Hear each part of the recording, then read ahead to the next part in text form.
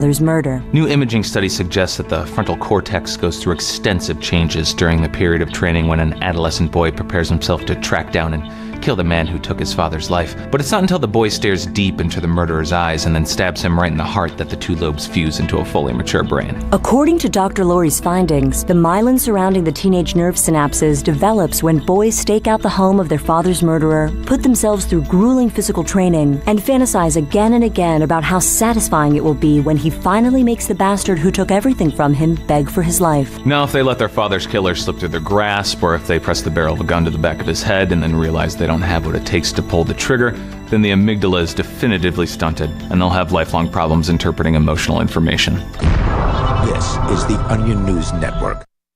You can help spread the ideas of liberty with our Patreon for just $5 per month at amps.freetalklive.com.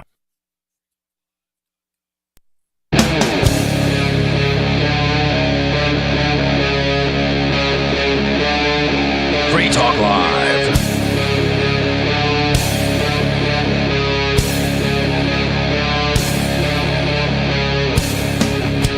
And we're back and hungry and eating barbecue. Starving. And we're starving. Yeah. It's true. Now that I've let it touch my lips. Yeah, I know. Right before we went on air. Yeah. I wish it was 5:30. Yes, it is Eat Talk Live. No, I'm just kidding. It's Free Talk Live. freetalklive.com. For those of you who aren't familiar with our program, you can find out all about us over there. We are a live call-in radio program where you can take control of the radio and talk about whatever's on your mind. Like barbecue. For example. Let's see. Captain's log, stardate 04282024. In the studio tonight, it's myself. The authentic Lord Reverend Dr. Captain Kick-Ass Buckshot Esquire, if you will, LLC. Joining me tonight, Steve Classic. And Richie Rich. Is your date even real? Man, I hope so. Mine was this morning. Otherwise, that sock is crispy for nothing. When I read this, I was like, what? And then I read it, and I was like, what? And so now I've brought it to here for the show tonight because I'm still like, what? And I've seen it. I've seen the blur, but I didn't know there was an article behind it. There is. So now we have an article. I didn't do any show prep, so. That's all right. Richie Rich does more show prep than any man probably should. I'll just be eating the burnt ends. Yes, but try not to do that into the microphone, the chomp chomp, No, I'm not. because it's bad radio. At any rate, it's good burnt ends. Yeah, we're spoiled, right? You know, we had bad service but good food. We got burned tonight. It wasn't like, I mean, it took a long time for us to get our food, and then it never came, and then I had to leave, and then you guys brought it all to go or whatever. So thank you. Oh, yeah, I'll be honest. Looking at the burnt ends, they don't even really look like good burnt ends. No, they look like ribs. They're not ends, and they're ribs. not burnt. They are. They're just smoked pork belly. Right. But they're calling them pork burnt ends for some reason. Okay. Like you would normally get the ends of that. To be fair, for $10, it's a pretty big order. Right? Okay. Yeah. If if you like ordering not, or if you like getting not what you ordered. But those aren't burnt ends. Those are pork belly nibbles or whatever. Something. Yeah. Pork belly nuggets. Yeah. So they could call them. They could call it just an order of pork belly. Yeah. But they call them burnt ends, but they're not actually burnt ends. Right. I think they have to figure out their To be fair, but you've gotten burnt ends in the past, right? Because you specifically asked for burnt ends once. No, that's not true. The last time we asked for burnt ends, they brought us out what appeared to be just the end cut of brisket. Okay. Not necessarily just the burnt ends, right? Okay. So, to be fair, these guys are doing Carolina-style barbecue, and burnt ends is more of a Texas-style barbecue thing. So they just might not know. Okay. And we're in New Hampshire. So that says a lot about everything. Yeah, we're lucky just to get this quality of barbecue here in Keene, New Hampshire. Okay. Much less get good service, apparently, according to the Richie Rich philosophy of service mediocrity.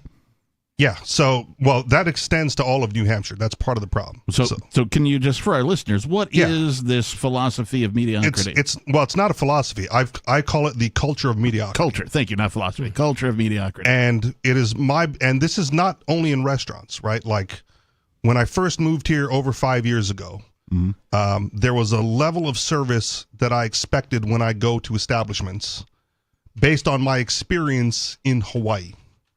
Service. Okay. And we would go to establishments and we would be provided with like zero service. Just the lowest In realm. Hawaii? No, here. Oh, okay. All right, yeah. I mean, And- even tonight I said to the captain, like, should we help her out? Right. Do we all have to volunteer and bring out napkins and Right. wet naps? So I experienced this repeatedly at various establishments, Not just one place. not just one place. And I went, it's got to be the culture here. And we'd go on Yelp, and check out restaurant reviews, like, oh, let's go try out this new place. It's got like 5 stars. Yeah. And my ex at the time like sent food back. I'm like, if they think this is 5 stars, like imagine if they had something good. They wouldn't know how to handle themselves. Like, Yeah. I would give more stars, but there's not enough. Right, like yeah. so I've called it, I've labeled it the culture of mediocrity in New Hampshire, and it's my belief that the locals who have grown up here are just so accustomed to that level of service, right, that there's no expectation of anything better, so there's no demand for anything better, so they don't get any better service. Yeah, and like That's a good way of that saying it. plays into like the it's hard to find good help, right? Not many, it's hard to even find help, much less good help. Yes. Right. So when you have to pick from, the people willing to have a job who either have no experience, don't know what service is, or Yeah. aren't able to actually perform service correctly, then you do get a culture of mediocrity. Yeah. And it's And probably then I'm across- lazy, right? And I went, I'm a superstar here. Like I do so much more than the average New Hampshireite, Right. and I don't do much like compared to like the average, Right. Service rep in Hawaii. Right. Like but this there, has to I'm this has to trash. be a nationwide issue, though. No, I No? mean no, because you go to Boston or anywhere in Massachusetts, They're hustling. service picks right up. Yeah. yeah, and coming out of Seattle, Washington, there are plenty of good places to eat and drink and have fun and all that kind Yeah. of stuff. And if you get bad service, that's it.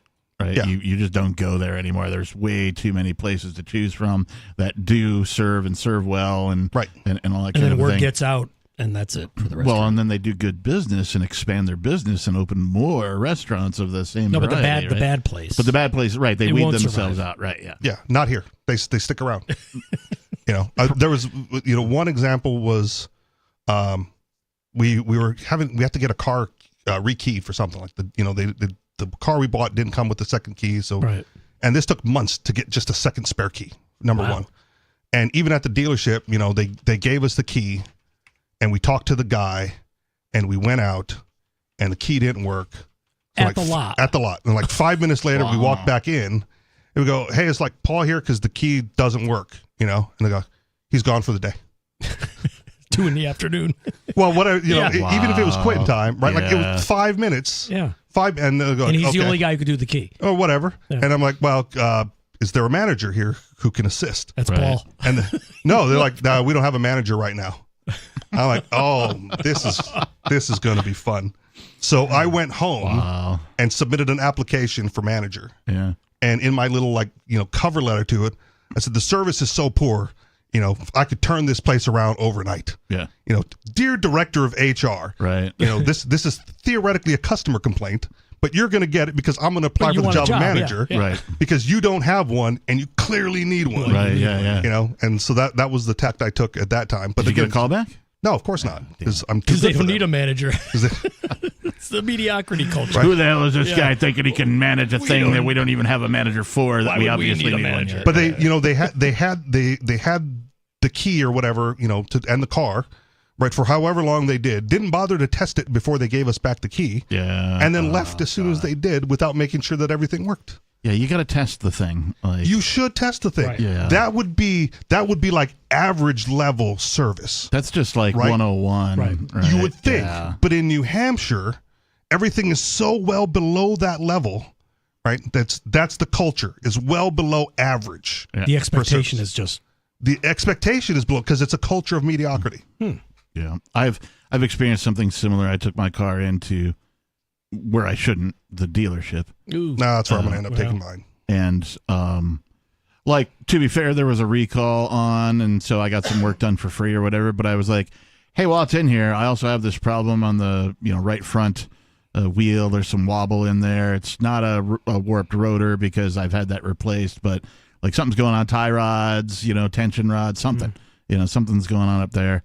And they're like, oh, yeah, no, we replaced a thing, one of the tie rods or whatever, and you're good to go. I'm like, oh, okay. And I get in the car and I drive away. Like, nope, still there. So, yeah, what they didn't do was get in the car and drive it around and test it. Right. Yeah. Right. They saw something that they thought might be broken or worn out or rusted or whatever, and they were like, oh, it must be this, right? They put the tire back on. They do the thing where they put their hands on the tire to like, oh, yep, feels solid. And then they brought it down off the rack, parked it in the lot, and were like, yep, it's good to go now. Yep. But no, they didn't test it. So as I told you at dinner, like I'm on my third engine of my car right now, and I got to take it in for some service because on the way over here the check engine light came on. But there was one time, like I have the ODB sensor on my own, and I go like the ODB sensor is showing this. What's an ODB sensor? I don't know what it stands for. Onboard. Is it a little thing you plug into your car? It tells you what the problem is? It is, yeah. Okay. I mean, they have better sensors at the dealership, but I've got the cheap one off of Amazon for $12. Right. Right, so I can clear it and turn on cruise control. Yep. Anyway, so I look, it gives me the problem, and you Google it, right? Because that's what individuals do. Go to YouTube. and it goes like, well, this is the fix that you should try first before you try everything else. Right. And so I take it to the dealership, and go like, I'm getting this error message. See what's wrong. And this was like a back and forth for a couple of weeks. Right, but the one thing they didn't do in a couple of weeks is the one thing that Google said to do first.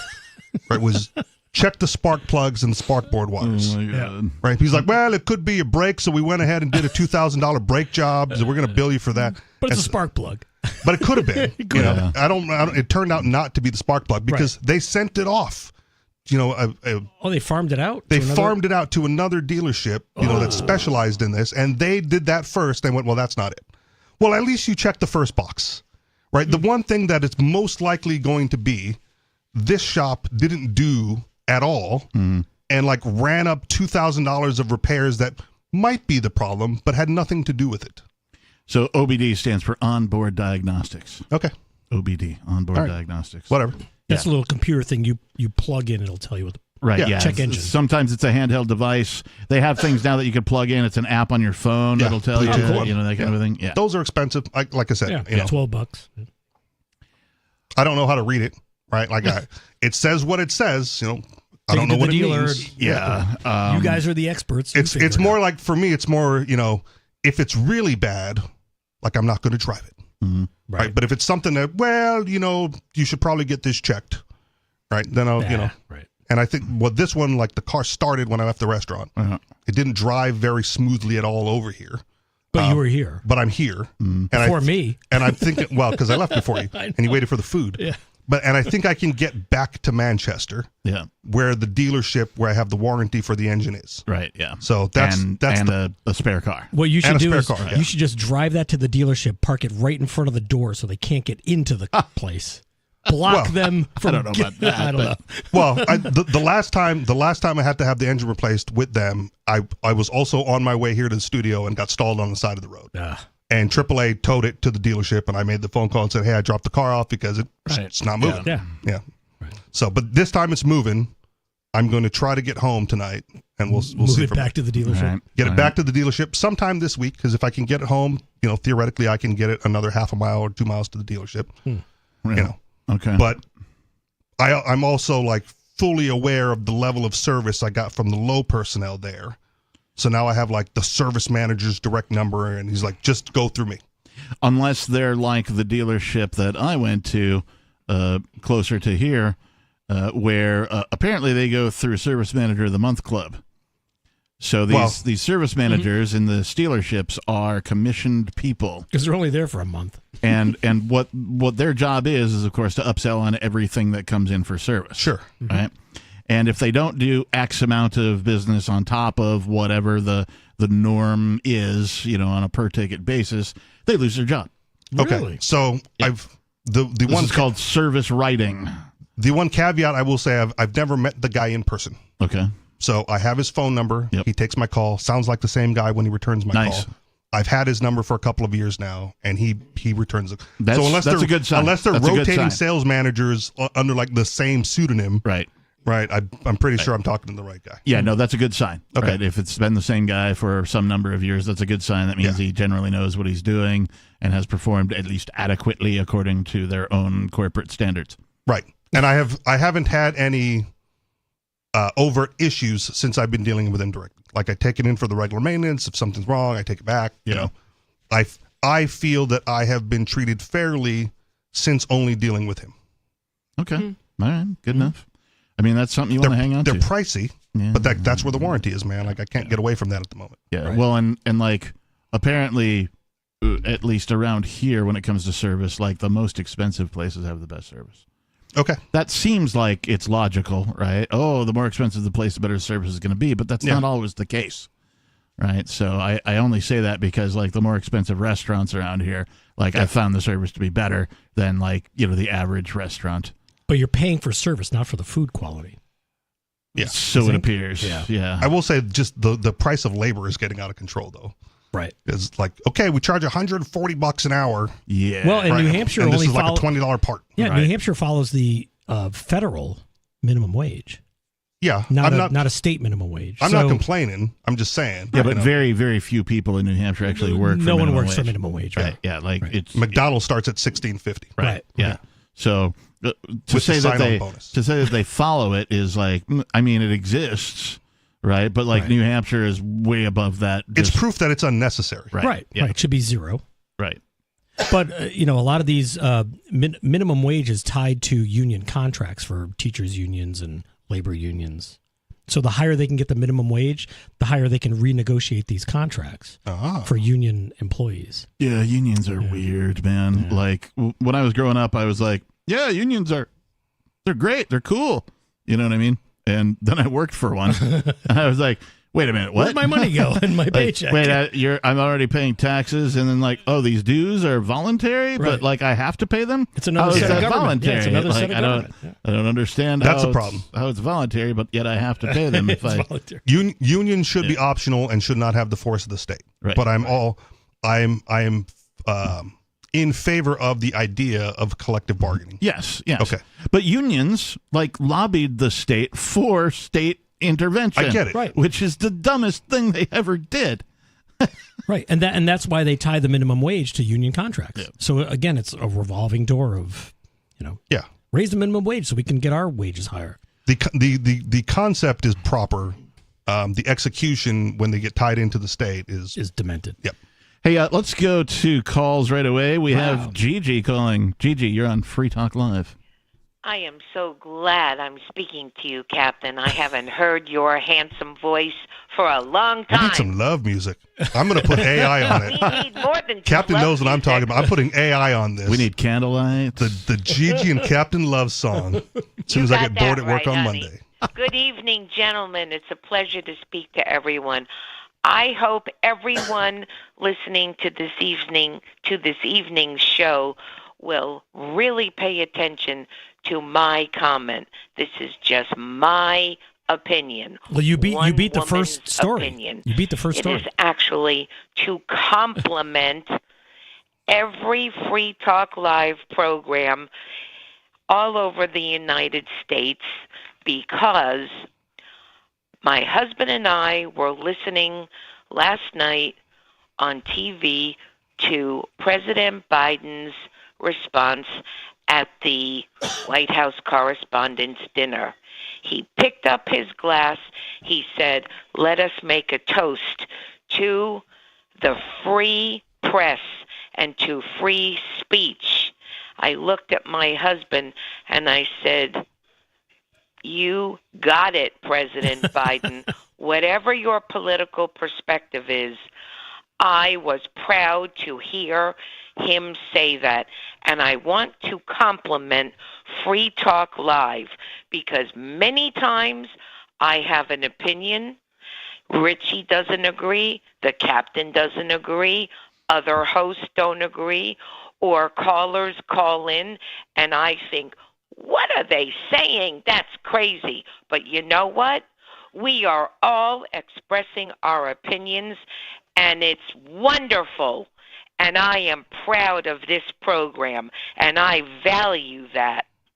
I'm glad you do. I wish more people felt the way that you do, Gigi. It is imperative. And if you find you're disagreeing with me a lot, start checking your premises. He's always right. Start checking my what? Premises. Oh, no, I didn't mean that in a bitchy way. I meant it in a joking way. Richie just yeah. firmly believes that he is always right. Always right. Most of the time. Like, you'll win money on Vegas by betting. I feel very strongly about free exercise of speech. Yes, And, we do too. You know, it could be holding up a sign, printed on a T-shirt, printed on a pamphlet, printed in a newspaper, a caller calling in with an opinion, or a host expressing an opinion. What if it's and racist? Whether I find it offensive, ridiculous, or, yeah, right on, I agree with you. I love that opportunity because lots of countries do not have that forum available. I have a question for you, Gigi. Yes, and sir. I've looked at this myself, and I believe that legally speaking, I know the answer to this question, but I don't really know. I'm not an attorney, and whatever your answer is, we're not going to hold you to it, professionally or anything. But do you think that software code is free speech? Not at all. Why not? Because I feel that it puts barriers and limitations. So if I'm a developer and I'm typing in, a bunch of characters and numbers, and I'm creating software code, and that code just sort of Your copyright for your intellectual property will protect you. Oh. So this is where we differ. Okay. Status protection. Yeah, so I don't believe intellectual property, I believe, is a farce. It's something the state designed to sort of make people jump through to extra generate hoops. revenue. Yes. Yes. But at the same time, I don't want somebody abusing your creative intellectual property. So the problem with intellectual property is it prevents people from doing what they want with their real property because of someone else's intellectual property. Why should I benefit financially or any other way if I copycat Richie's creative processes? Because Richie you're a better should marketer. benefit. Because you're a better marketer. And consumers might benefit because you doing it instead of me with the protection means you might be able to lower the cost and barriers to entry. Coming from an academic background and a legal background, that's why the important element of research and publishing, whether it was academic or legal, cite the footnote and cite the case, because you are using it in your favor, but giving credit to the intellectual creator. There we go. Sure, but that's not true for a lot of intellectual property. Gigi, thank you so much for the call. We appreciate you. You're welcome. Feel free to call us again, of course, 603-283-6160 if you'd like to join us. Coming up, is your date even real? Plus, the number 2 story. Plus more on deck here at Free Talk Live. Don't go anywhere.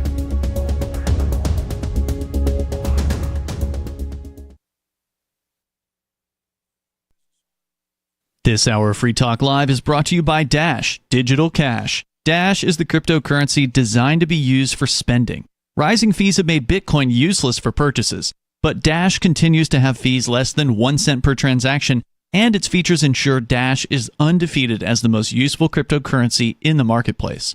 From a technical standpoint, Dash transactions are irreversible, and its network is protected from 51% attacks by their Chainlocks technology. There's no need to wait for a confirmation before considering a Dash transaction complete, so it's great for merchants.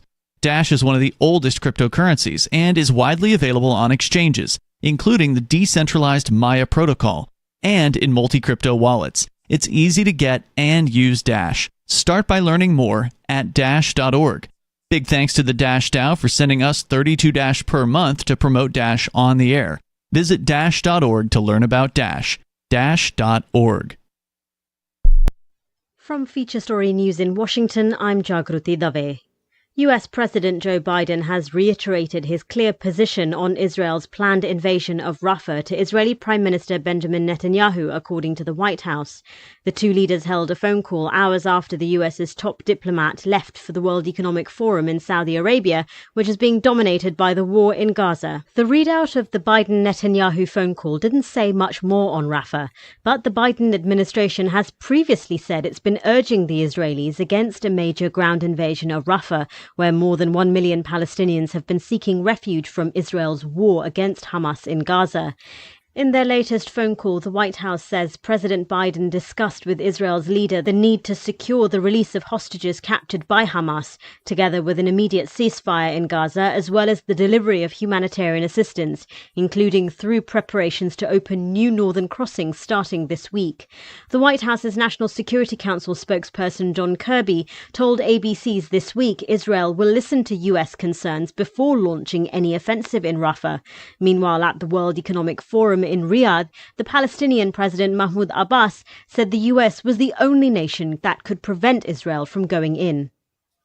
The United Nations is warning there could be an attack in Al-Fashir city in Sudan's northern Darfur by the Rapid Support Forces, the paramilitary group that's been fighting with the Sudanese armed forces since last April. Naba Moeddin reports from Khartoum. There is mobilization of large troops from the two warring sides, and we can say it's a decisive battle because the two warring sides are willing to win the battle in Al-Fashir because it's really important city for Darfur states. It's for Sudan generally, and for Darfur because Al-Fashir is one of the commercial cities, and Al-Fashir contains many tribes, and it's a homeland for 800,000 people in Al-Fashir, so it's a decisive battle. Russia and Ukraine have been targeting each other's energy infrastructure as the Russian invasion intensifies on the Eastern Front. Ukraine's President Volodymyr Zelensky said Russia's recent attack has hit facilities supplying the European Union with energy.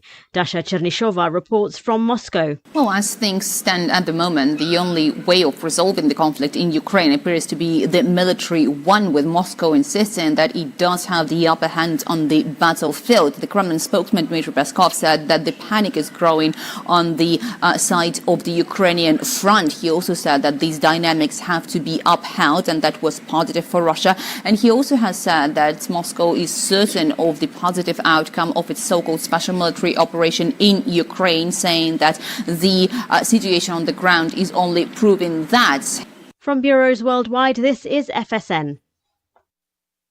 Yep, we still do email. Drop your email address in the entry box at freetalklive.com, and you'll be kept in the loop with Free Talk Live.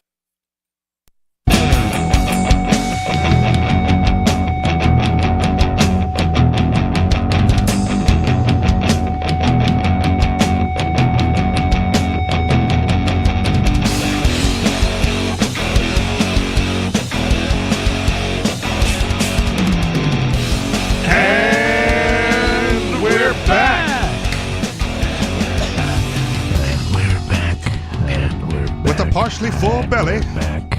Pork belly. Pork belly in my belly. Yum, yum, Get yum. in my belly. We normally we eat before the show instead of trying to stuff our faces in 4 minutes during one of the breaks. But I failed. Yeah. I'm gonna use up some of the next break. Yeah, that's all right. All right. If someone can recommend a restaurant for next Sunday. In Keene. The telephone number here, if you'd like to join us tonight, 603-283-6160. In the studio, it's myself, the captain. Steve Classic. And Richie Rich. As long as there's not like a crypto goldback connection yet, right, then any other restaurant can vie for the business. Right. And then we'll just get them on the goldback crypto connection. Hopefully. And like... that's why... PKG or Funky Noodle lasted so long. Right. So we're open during COVID, and we'll take your currency. No mask needed. Just come on in. And the service was great. Oh, the service is outstanding. You know, that guy Chris, and then Malaise, of course, they were both on it. They knew how to treat us. They treated us as if we were special because, well, we were. We bring a group of anywhere between 6 and 25 people, depending on the Sunday. On a Sunday night. Yeah. And so they were like, no. we got you. We're going to take care of you. Right And up Chris- into the very end. Right, and Chris always knew, like, hey, Steve, here's your cider. Here's like the same thing. He always knew that. Yeah, it got to a point where like I could just walk in and they just bring me my beverage. They just knew.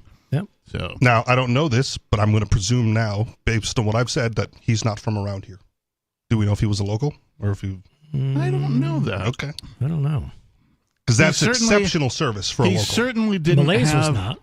Yeah, Right. Malaise was not. She was from a foreign country. Even more right? so. So like and then like some of the people that like came and went, like I'd hear from them later, bump into them, out at a bar or something, and be like, "So what happened to you at the restaurant? How come you're not there anymore?" Oh well, the owner's a bit of a slave driver. She demands that we do things her way. We have to work. And so that to me was like, oh, so you were incapable of performing service at a level that she wanted for her restaurant, and like, okay, that explains why you're not there anymore.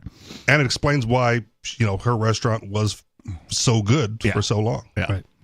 Right. So what if you went online on one of these dating apps, as I guess that's just how people date now. I guess people don't meet people in social situations and ask them out. I guess they all just do it on the apps. Not at our restaurant. But let's just say you went on one of these Culture apps. of mediocrity.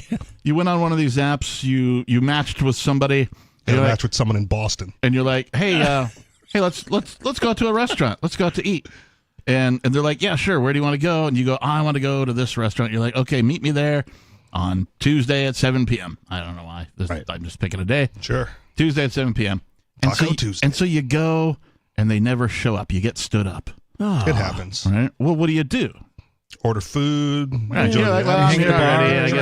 I guess I'll get a cocktail or you gotta order eat. some food You're hungry. or You're whatever. expecting dinner. Right. But if you're in Keene, don't try to pick up the waitress because it'll just be mediocrity. Probably couldn't lift her anyway. This from boredpanda.com. Woman gets stood up on a date, finds out the restaurant tricked her into eating dinner alone. Tricked her? That's okay. That is so clever. I'm inspired. What is this trick? It is clever, but I'm going to question the I don't ethics, know morality, the ethics. I don't know morality. But like those types of things are what I want to question about this situation. This is what people are talking about when they're complaining about capitalism. I think we were tricked tonight. Like if your food doesn't come out, would you like another drink? And they'll rack up your drink points. Well, maybe. Yeah, I don't know. At any rate, this article says participating in the dating scene is already hard enough, and still businesses keep finding ways to make it even worse. For instance, this restaurant came up with a catfishing scheme, their words, not mine, to get people to come to eat at their establishments, which many people fell for. Now they are starting to talk about it on the internet, and we all know that when the internet is infuriated, it's not good news for the target of it. Who's the brains behind this? Was it like the owner of the restaurant? Was it a server trying to rack up tips? Was it the chef? Yeah, that's a good what's question. There's a quote here that says, I was just stood up on a date, and it was the most humiliating experience ever. Story time. So the quote is from this particular person, met this guy on a dating app. He immediately asked me to go on a date to a specific restaurant. Oh. He confirmed his day off. I get to the restaurant and see that he's nowhere to be found, so I reached out. No response. I checked the app and noticed that he had unmatched me. Ooh. At that point, I was a little confused. Ghosted. Right? Yeah. At that point, I was a little confused, and I was kind of PO'd. Ooh. Because I was already dressed, and I got all the way there. And because I had put in so much effort, I thought, well, I might as well have a meal while I'm in the building. That's how they get you. Yeah. And it wasn't until I got home and I was scrolling Facebook and I saw a very similar story from a girl, that same restaurant, who also got stood up. She put two and two together. She found out that there are restaurants now posing as people on dating apps just so you go to their business. Wow. And then once you get stood up, they know that probably 9 times out of 10, you're just going to buy something from them. And that just blew my mind. The fact that people have stooped this low. Or a drink, as you said, Steve. Right? Like, just open the just have a cocktail until your date arrives. And you're already depressed because they stood you up. Would you like another one until your date arrives? Would you like another one? Well, you might as well just stay here and eat. That's tier 2, right? That's them responding, going like, "Hey, I'm running a little late. I'll be there in like a half an hour. Buy a drink. I'll pick up the first drink. Right? Pick up the second one. Man. You've got like a. There's the chef in the back, like. No, you've just got a room in the social back. Media manager. Yeah, you've just got a room in the back with your social media person or persons. You don't even need that. You can farm this out to Furners. Oh, get the Indians on it. Come on. You'd probably want to be there. Like, oh, look, there's the girl from the dating app. AI. Oh, yeah. And you're chatting with her while she's at the bar. Well, have a drink. I'll buy it. There's already people that I don't know if we talked about it. Twisted when I was here, but like, there's already people who use AI to respond to their boyfriend or girlfriend via text. Yep. So, if I'm dating a new girl and she sends me a text, I copy that, put it into AI, and go, what should my response be as the boyfriend? Really? AI goes, your response should be this, and you copy and paste that and send it back to it so that you don't have to actually do any of the work. Oh, there's a video of a dude doing this, but he's like crowdsourcing with all his friends in the room. Like, what do I say back to her? Oh. And their brains, they have the whiteboard and everything on all the conversations. It's awesome. Guys are dumb. Guys are dumb. But I will say this. I will jump in real quick before you move on. Yeah. With this, the cynical side of me says there are some chicks that deserve this. Oh. Right? Because they will go on the date just for the meal. Yep. And they're on their phone the whole time. Yep. And they're not respecting the date, situation. No, I know a girl they're just that's there for the food. And then bam, you get her with this. I know and a she has to girl. buy her Payback. own. I know a girl who was going to Washington State University, and Where's that? In Washington State. Yeah, thank you. Good question, though. Keep that up. You're brilliant with the Inquisition. MSNBC level journalism. I don't know if it's there. All right, CNN, okay? All right, that's fine. All right. But like, her parents paid for her room, right? But she was supposed to get a job and like feed herself and all that kind of stuff.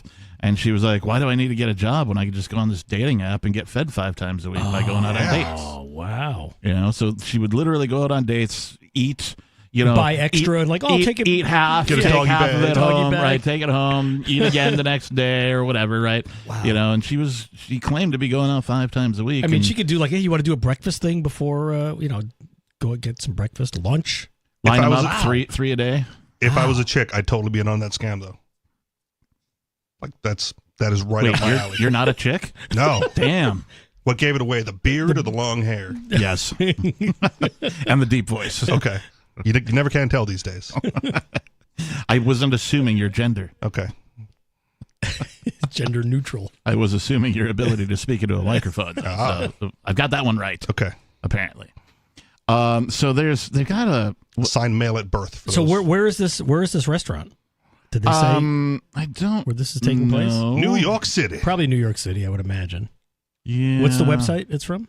Boardpanda.com. I don't know where that is. They have some, screenshots with, people commenting on this. One comment says, there's a reason she's single at her old age.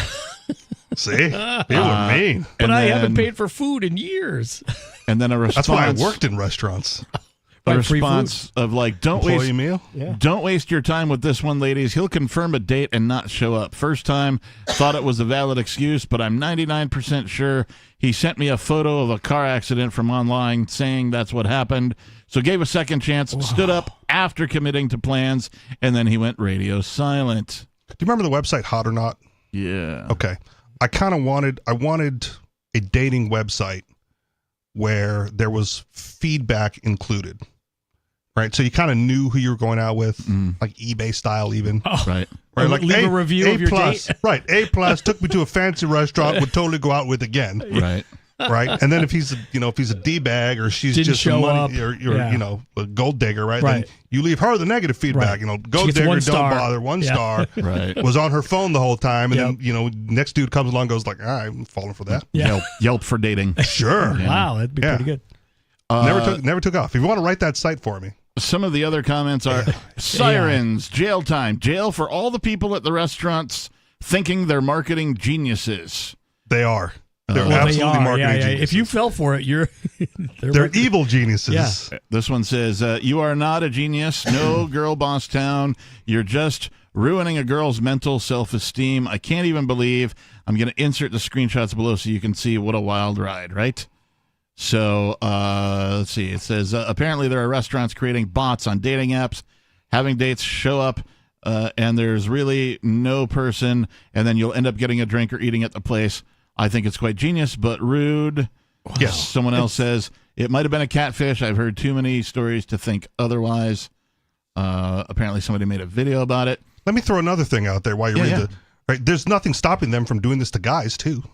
Oh, I would be certain it goes both ways. Yeah. Right? Like, so, who cares? Or the guy just has probably been so accustomed to it. Didn't even think that he was getting catfished. Stood up again. Stood up again. Yeah, I'll eat dinner at the bar and rack up $100. Well, it looks like they might have good food here. I guess I'll order something. Right. So I wonder, level playing field. It's probably not only chicks that they're going It's after. probably guy heavy where they have to go out, meet the girl, and buy the dinner. Right. This video that they feature here was posted by a TikTok user who goes by Taylor. On her account, the creator posts various videos, usually relating to life in general. She's got 22,000 followers and over 5 million likes. In the video, Taylor told a story about how a restaurant orchestrated a fake date to get her to their establishment.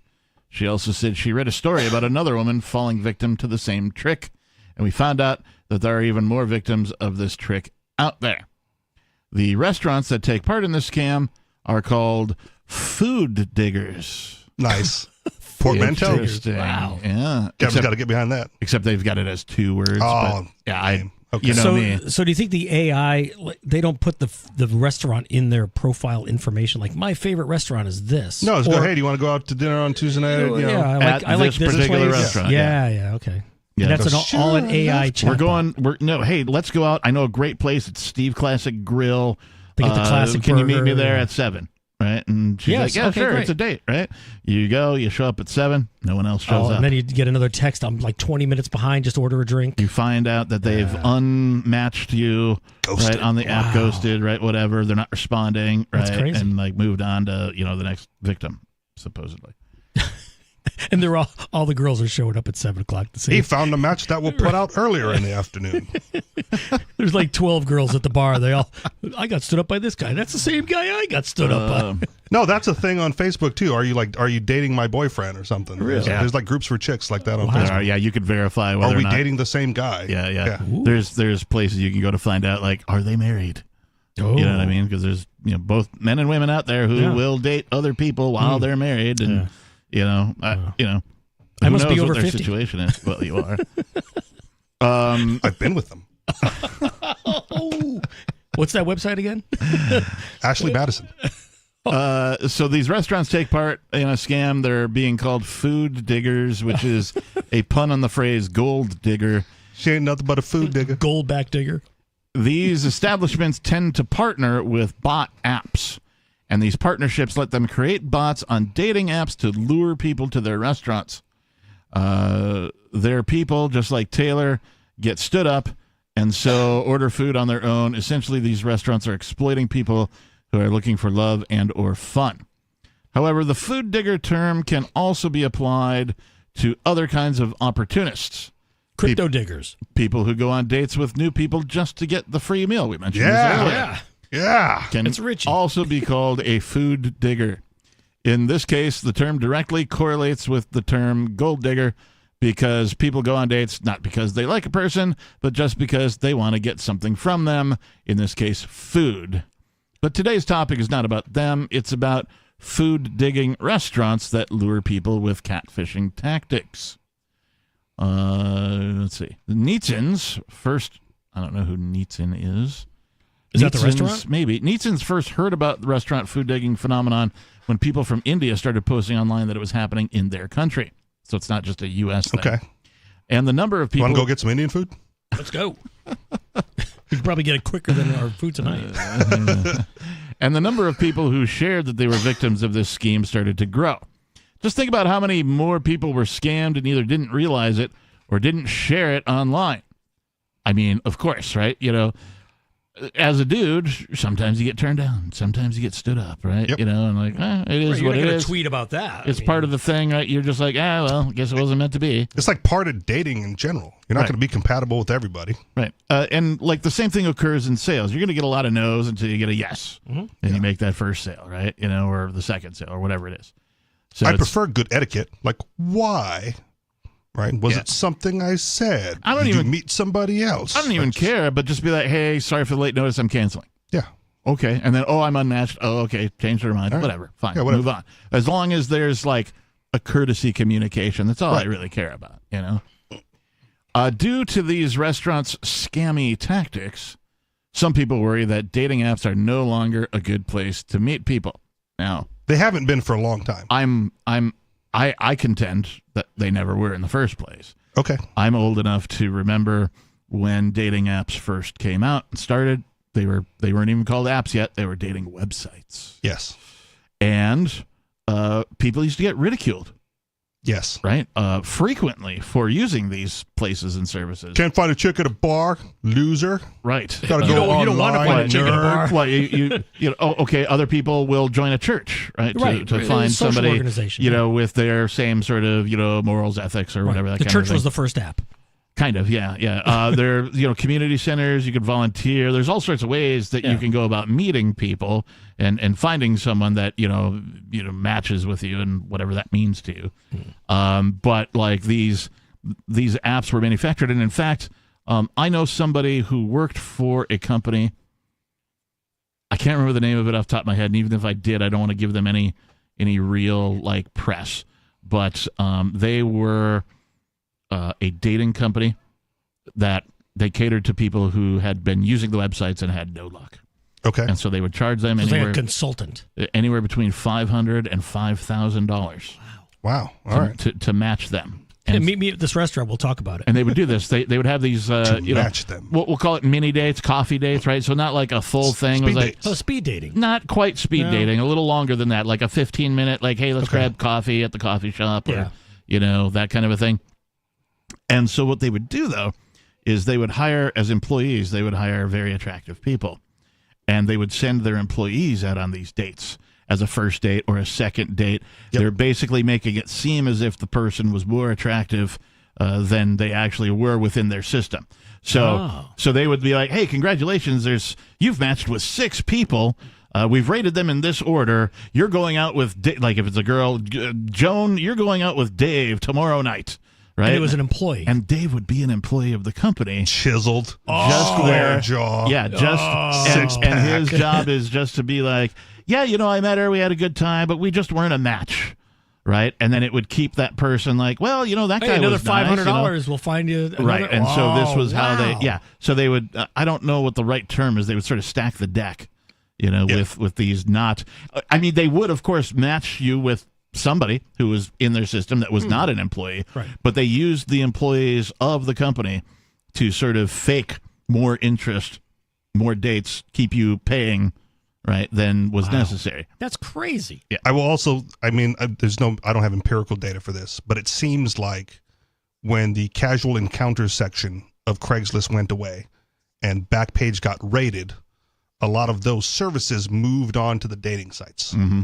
So now they're overrun with prostitutes and OnlyFans models as opposed to legitimate prospects to date. Right. It's a money-making deal. It is now. It is, yeah. So these restaurants employing these scammy tactics, some people worry that dating apps are no longer a good place to meet people.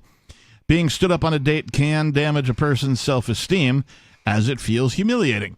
There's always a risk of meeting a shady person from a dating app, but now there's also a risk of becoming a victim of a restaurant scheme. And when there are too many risks, the desire to use the app might notably decline. Yep. Coming back to the comments under the original video, let's just say that a lot of people there demanded to know the name of the restaurant. Of course. Yeah. And for good reason. People don't want to contribute to such manipulative businesses. Others, just as we discussed, fear that it's time to go off the apps because it seems that everyone is coming up with new ways to trick people there. I caught a scammer once because, got the information or whatever, and I hit the video call button, just to check in, and the dude in India like answered the call. He's like sitting there on his little hut with all his monitors, like, busted. I gotcha, Haji.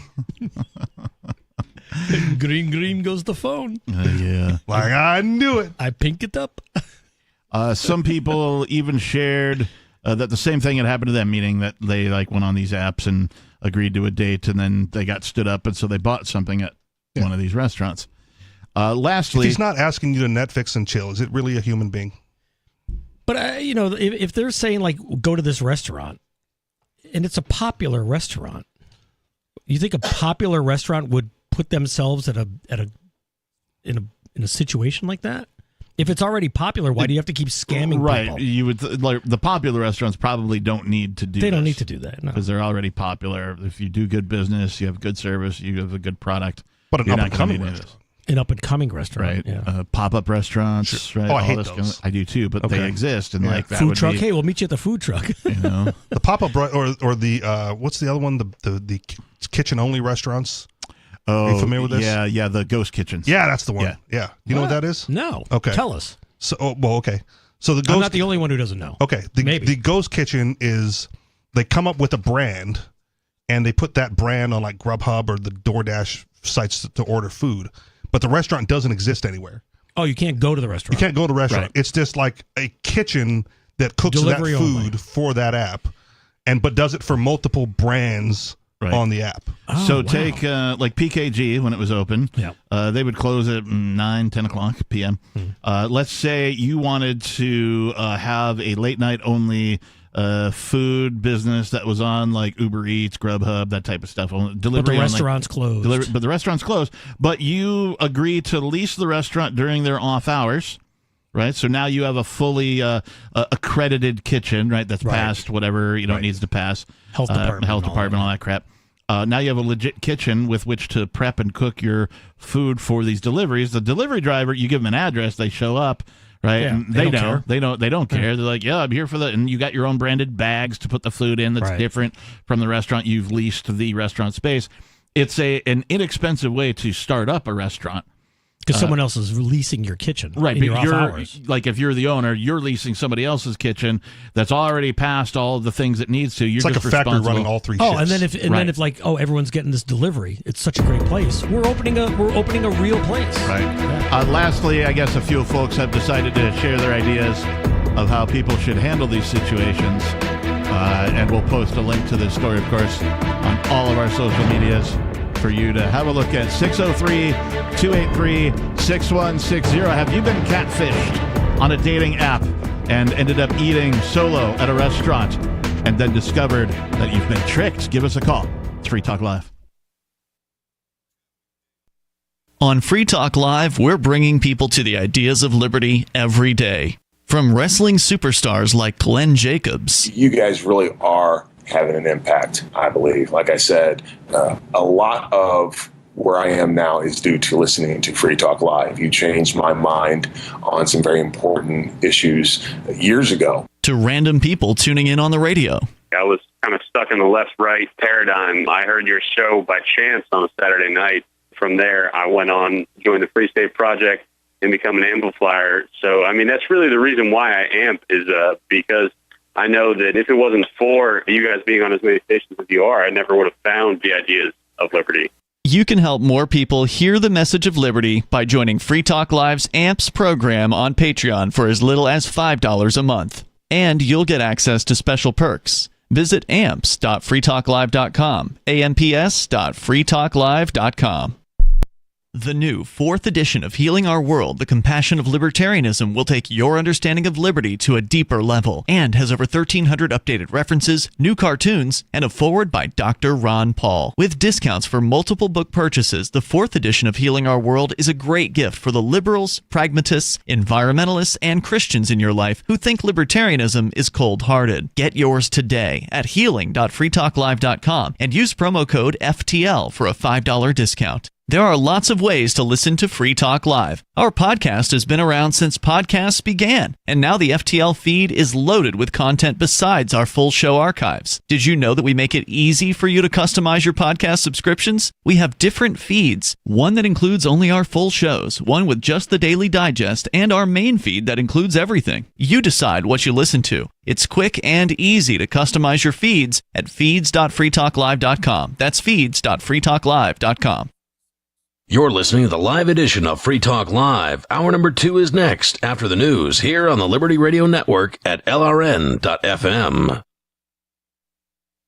From Feature Story News in Washington, I'm Jagruti Dave. US President Joe Biden has reiterated his clear position on Israel's planned invasion of Rafah to Israeli Prime Minister Benjamin Netanyahu, according to the White House. The two leaders held a phone call hours after the US's top diplomat left for the World Economic Forum in Saudi Arabia, which is being dominated by the war in Gaza. The readout of the Biden-Netanyahu phone call didn't say much more on Rafah, but the Biden administration has previously said it's been urging the Israelis against a major ground invasion of Rafah, where more than 1 million Palestinians have been seeking refuge from Israel's war against Hamas in Gaza.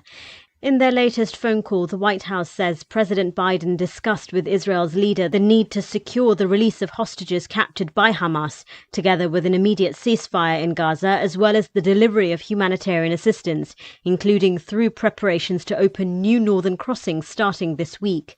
The White House's National Security Council spokesperson John Kirby told ABC's This Week Israel will listen to US concerns before launching any offensive in Rafah. Meanwhile, at the World Economic Forum in Riyadh, the Palestinian President Mahmoud Abbas said the US was the only nation that could prevent Israel from going in. The United Nations is warning there could be an attack in Al-Fashir city in Sudan's northern Darfur by the Rapid Support Forces, the paramilitary group that's been fighting with the Sudanese armed forces since last April. Naba Moeddin reports from Khartoum. There is mobilization of light troops from the two warring sides, and we can say it's a decisive battle because the two warring sides are willing to win the battle in Al-Fashir because it's really important city for Darfur states. It's for Sudan generally, and for Darfur because Al-Fashir is one of the commercial cities, and Al-Fashir contains many tribes, and it's a homeland for 800,000 people in Al-Fashir, so it's a decisive battle. Russia and Ukraine have been targeting each other's energy infrastructure as the Russian invasion intensifies on the Eastern Front. Ukraine's President Volodymyr Zelensky said Russia's recent attack has hit facilities supplying the European Union with energy. Dasha Chernyshova reports from Moscow. Well, as things stand at the moment, the only way of resolving the conflict in Ukraine appears to be the military one, with Moscow insisting that it does have the upper hand on the battlefield. The Kremlin spokesman Dmitry Peskov said that the panic is growing on the side of the Ukrainian front. He also said that these dynamics have to be upheld, and that was positive for Russia. And he also has said that Moscow is certain of the positive outcome of its so-called special military operation in Ukraine, saying that the situation on the ground is only proving that. From bureaus worldwide, this is FSN. With FSN Spotlight, I'm Simon Marks. Today, looking at South Africa's election. It's taking place on May the 29th and will be a major test for President Cyril Ramaphosa and the ruling African National Congress. With South Africa mired in corruption and economic challenges, including rolling power cuts across the nation, the party may not win 50% of the vote and may have to go into coalition in order to keep hold on power. Last week, one of Ramaphosa's predecessors, former President Thabo Mbeki, campaigned for the first time in this election on behalf of the ANC, and at a shopping centre in Soweto insisted he remains very critical of his own party's recent performance, despite urging voters once again to back it. There are many problems in the country, even problems within the ANC. And so as we say vote ANC, we're also making a commitment to the people that we will attend to the problems within the ANC itself, to make sure that it is able to discharge its responsibilities to the population. Because it's a challenge to address all of these problems: unemployment, poverty, crime, everything. And I think the ANC can do it, but it's an ANC that must be transformed. And so I make that kind of commitment to these voters. that will also attend to the ANC itself so that it can deliver on its promises. On Saturday, South Africa marked the 30th anniversary of its multi-party democracy. With FSN Spotlight, I'm Simon Marks. The main headlines again. US President Joe Biden has reiterated his clear position on Israel's planned invasion of Rafah to Israeli Prime Minister Benjamin Netanyahu, according to the White House. The United Nations is warning there could be an attack in Al-Fashir city in northern Darfur in Sudan by the Rapid Support Forces. And Russia and Ukraine have been targeting each other's energy infrastructure as the Russian invasion intensifies on the Eastern Front. And that is the latest from Feature Story News. America is at a crossroads on many issues, leading many to ask, is it time for the president to blow the silver horn left behind by the Founding Fathers in case the country ever needed them? Of course, the horn, which has been sitting in the Oval Office since 1817, has never been used by a commander-in-chief, but many Americans think now might be the time to summon our forefathers. Which Founding Fathers would come back? All of them. Look, when you have a bug problem, you call the exterminator. When you have an America problem, you call the Founding Fathers. They know what to do. We have to keep in mind the Founding Fathers left us with a warning. If you blow the horn with less than pure intentions, it will turn to tin and can never be used. But a president has to take risks, have the courage to admit that his administration is not all-knowing, and blow that magic silver horn to summon someone who is. Yes, but what if we become too reliant on them and they disappear after the next new moon, as was written? This is the Onion News Network. Got Telegram? You can follow our channel there and discuss show prep with other listeners at telegram.freetalklive.com.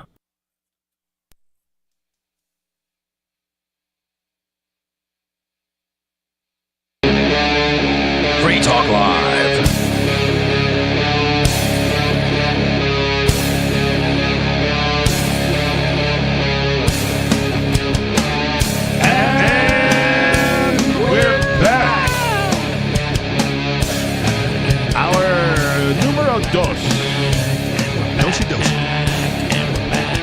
Of Free Talk Live is now underwear.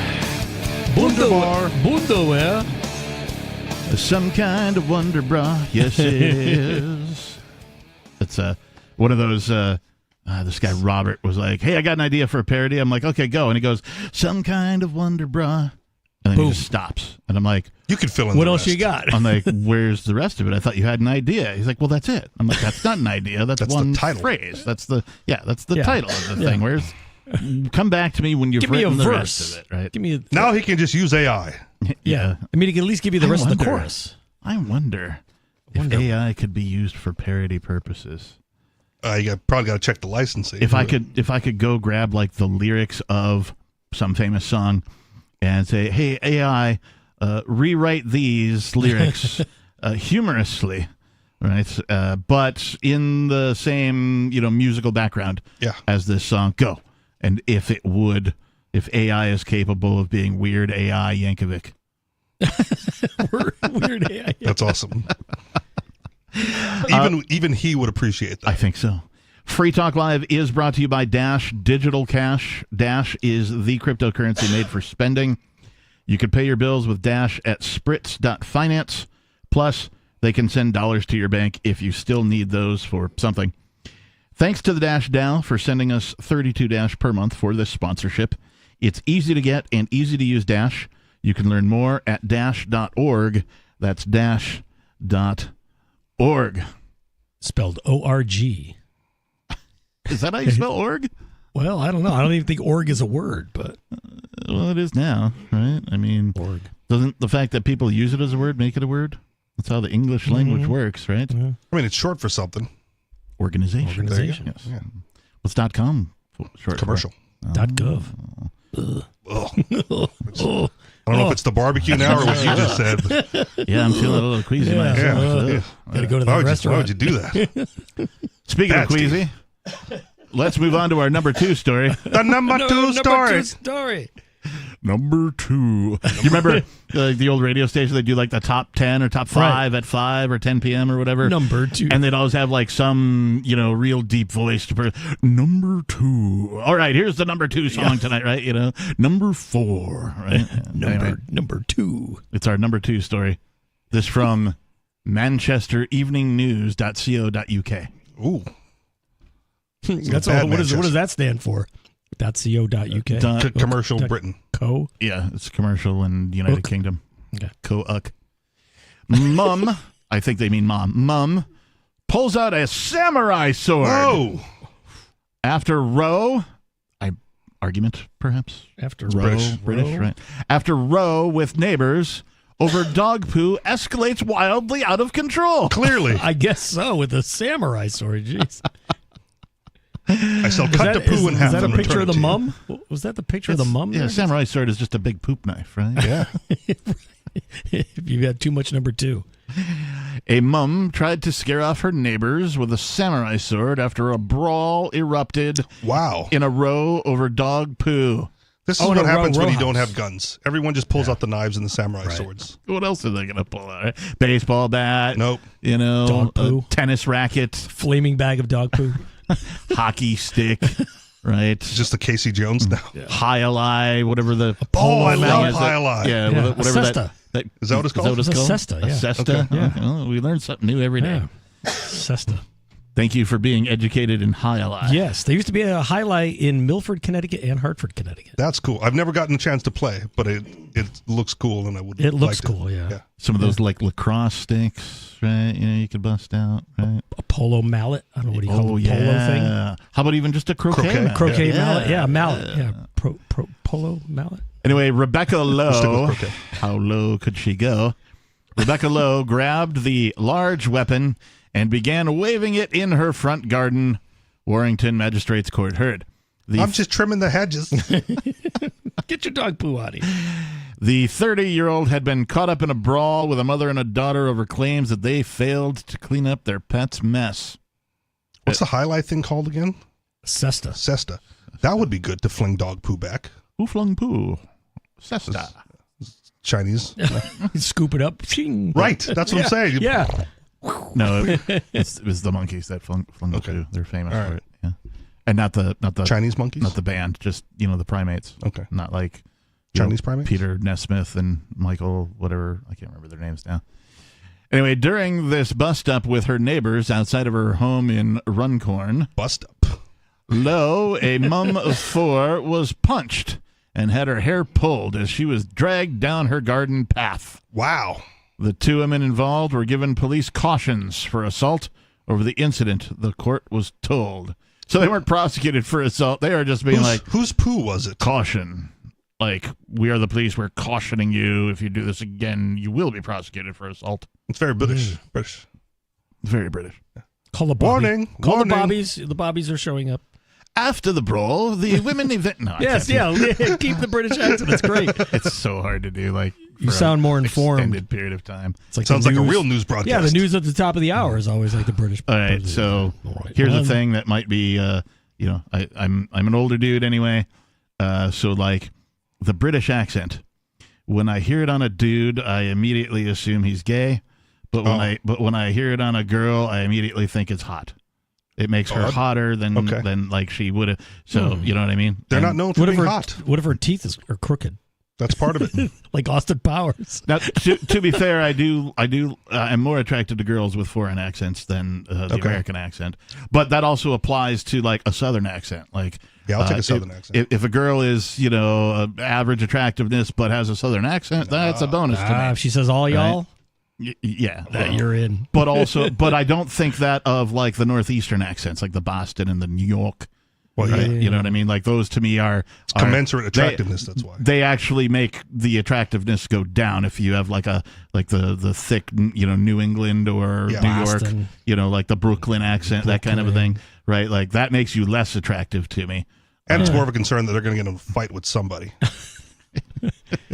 But you could take anyone who's like super intelligent and put a Southern accent on them, and it just by being in the Northeast, you think, Oh, Well, they're dumb. Yeah, they're dumb. Oh, yeah.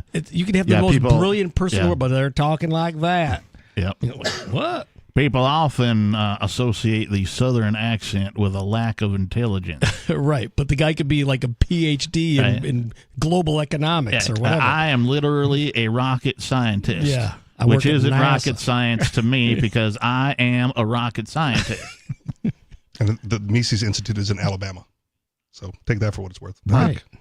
Yeah, but do they all talk like this? I don't know. Like If they're in Alabama, they might. Alabama gets a little bit faster, right? They don't I'm have just saying. They got the Southern accent, but the drawl goes away where they slow it down. So Alabama people talk like that. They can speed talk in the Southern accent somehow. I'm not sure how they do it. They are very smart down there. Maybe it's the Carolinas that are a little slower. Yet Louisiana. Yet chose to put the Louisiana. university somewhere where it's going to have a stigma about being dumb. Even though it's brilliant. They're brilliant. Yeah. Probably Put got a good deal on the real estate at the time. Okay. Anyway, so back to this story. The two women involved were given police cautions for assault over the incident, the court was told.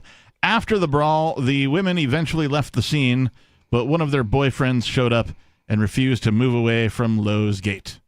She grabbed the samurai sword and began waving it at him before he fled the scene. Smart. Like, yeah, some ladies waving a samurai sword at wanna you. get out of there, Probably yeah. want a GTFO. And your chick already fought to a draw. Like, why are you coming? Why are you showing up, Right. dude? He's trying to like, oh, see, I stood up for you. Right? Okay. He's trying No. to show some masculinity or something there. you White know? knight. It's overtime. A little bit, yeah.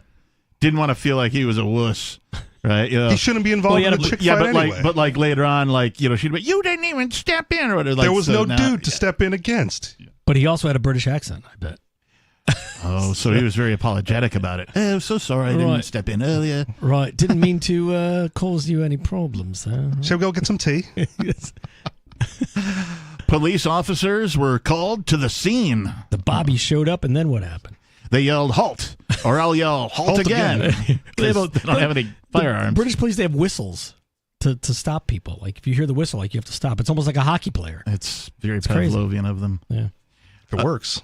It works. They discovered that Lowe had a previous conviction for a knife-related crime after she threatened to slice a teenager from ear to ear when he was suspected of vandalizing. That's vandalizing in British.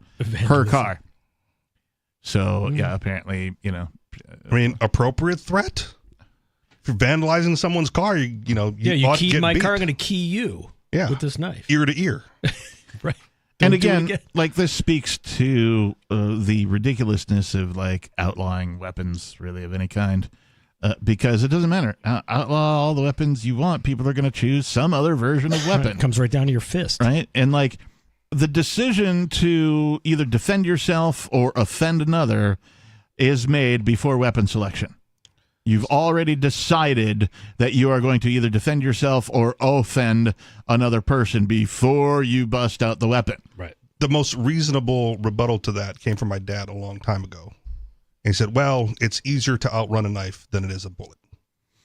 Sure. Right? So if the decision has already been made and they have a gun, you might get shot. Not if I have a Gatling gun that shoots knives. Understood. Like, Or a fine. fire-breathing dragon. But if someone pulls a knife, right, it's an easier exit, and you're not going to get shot in the back. They'll have to chase you with the knife. If they're faster than you, though, you might get stabbed in the back. You might. You absolutely might. But again, that's the you're more likely to get shot in the back while running away because he doesn't have to give chase. Right. It's a good point. Then you are. Yeah. That's a good point. But if you had a firearm on you and some guy pulls out a knife, that would be the defensive Well, situation. Then you just sort of laugh a little bit. like, what caliber of knife do you have there? Who brought a knife to the gunfight? Yours says replica. Mine says Desert Eagle. Yours says, what's that little orange nub you have on your pistol? Mine What is says not a toy. Yours says this is made by Fisher Price. Yes, a Fisher Price pistol. In back to the article. In February 2020, she was apparently sentenced to 10 months in jail, suspended for 18 months for offenses of threatening behavior and possession of a blade in a public place. Oh, no. Dun, dun, dun. Oh, my gosh. You can't have a blade in a public place. During that incident, Lowe's then partner had confronted a 16-year-old boy in the street and accused him of smashing a window to their Vectra, that's a vehicle, with a brick. Lowe herself told the boy, "You've been bricking my window. You're going to get sliced from ear to ear," and was seen getting a 9-inch kitchen knife from the vehicle. The terrified lad ran, but was so distressed he was crying and hyperventilating when he rang his mother. Good. That's the appropriate response. How is that not self-defense? And the Because mother she's defending property, not person.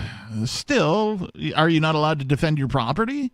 There are those that will claim human lives are more valuable than property, so no. Because, like, the person doing the breaking and the bricking at this point obviously values their own life less than they do the bricking of the window. I get it. I'm with you. But there are those that will make the claim to the contrary. But if you're doing something bad like that to someone else's property, and you get threatened with physical violence, that seems like an appropriate response. Yeah. And the fact that he was like cowering and whimpering and crying to his mom means maybe the lesson was learned, and he won't brick someone else's property. If I was the mom, I'd grab him by the ear, take him to show me where the bricking took place. Now you apologize to that woman. If you were a good parent. Right, and then you'd have a sign out there all day, I tried to brick this, and then you get embarrassed and... Humiliation. They'll never do it scarlet again. letter treatment. Yeah. Sandwich board. Crown of shame. Crown of shame, exactly. Yes. We should Doesn't bring work those, on some We have to bring those next week for dinner. Give them to the waitress. Give them to the waitress. God. Don't make us late. And she's totally a nice person. Like, just, Yeah. There's not, Anyway. And like the other one too, like it's not just one. Like let's not single out the one lady when like I've only had experience with the one. Okay, but we've had the other lady I get too, you. and like it wasn't any better really. At any rate, on the most recent incident, Nicola Parr, prosecuting, told the court how on November 25th of last year, Lowe complained to her neighbors about the dog doing its business outside of her home. She said the defendant had been shouting out of her window towards a neighbor regarding dog feces, and words were exchanged. So Lowe, the one with the samurai sword, has a neighbor who has a dog that's defecating in her yard. That seems to be the case, yes. Okay.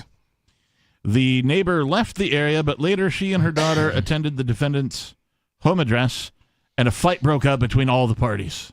So the dog owner approached, rather than clean up her dog poo and apologize, decided to make a thing of it.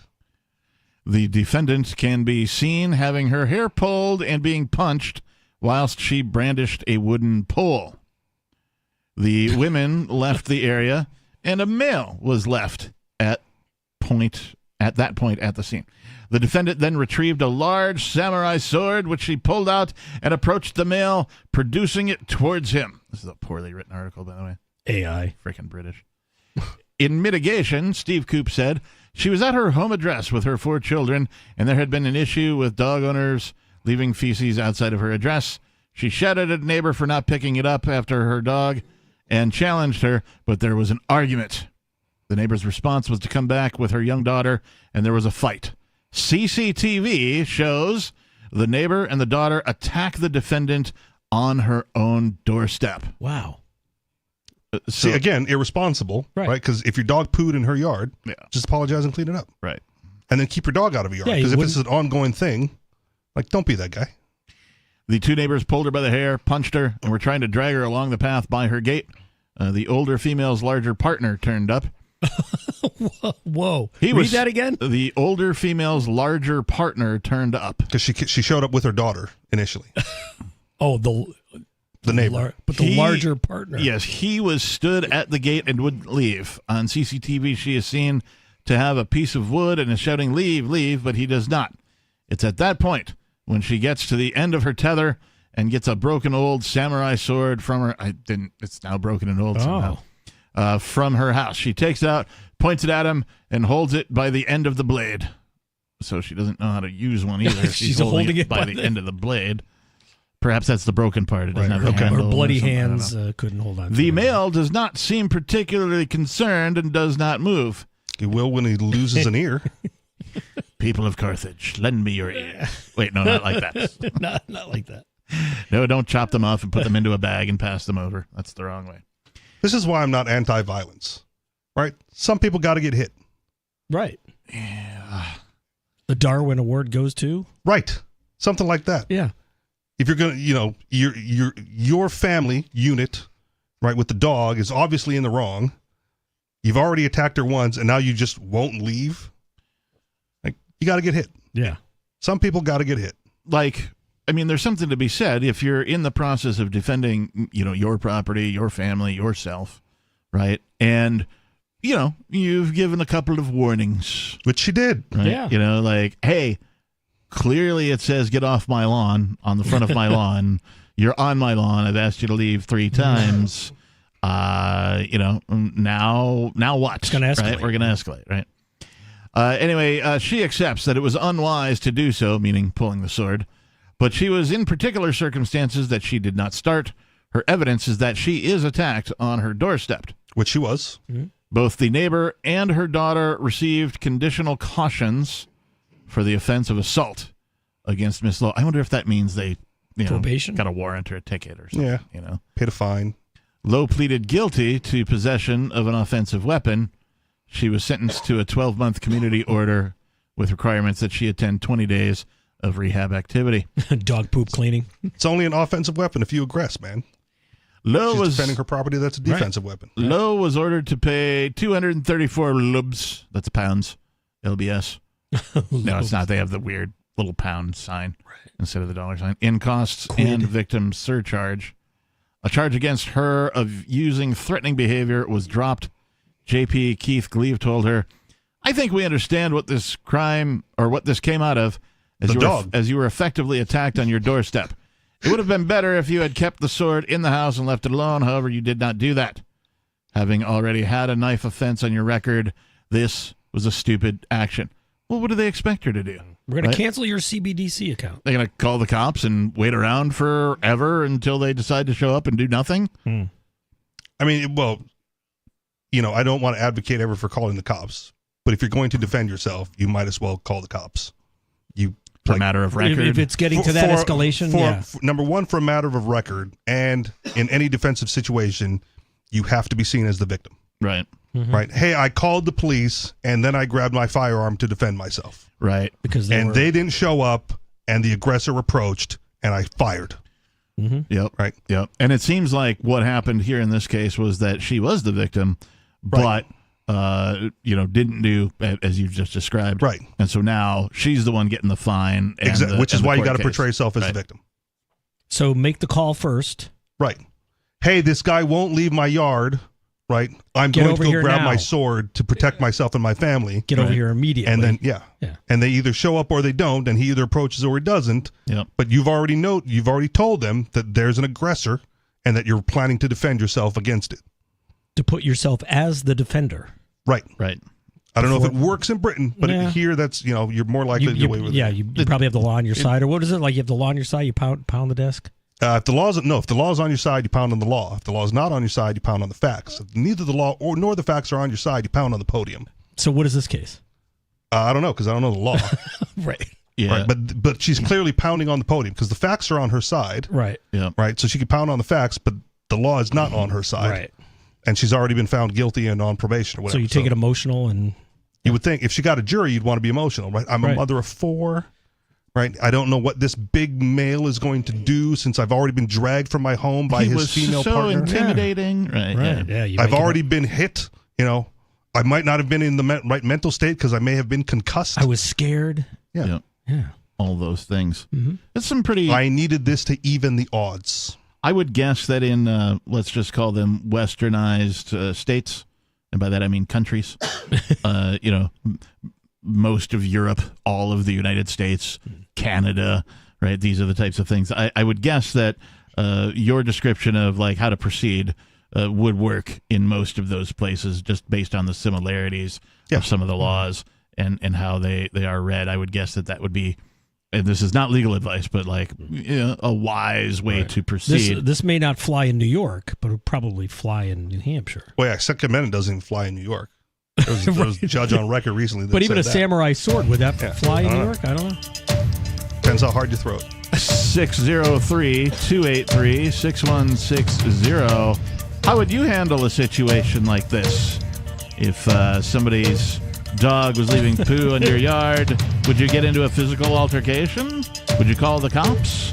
Would you have some other way to handle this? Let us know. Bag it up and burn it. It's Free Talk Live. Don't go anywhere.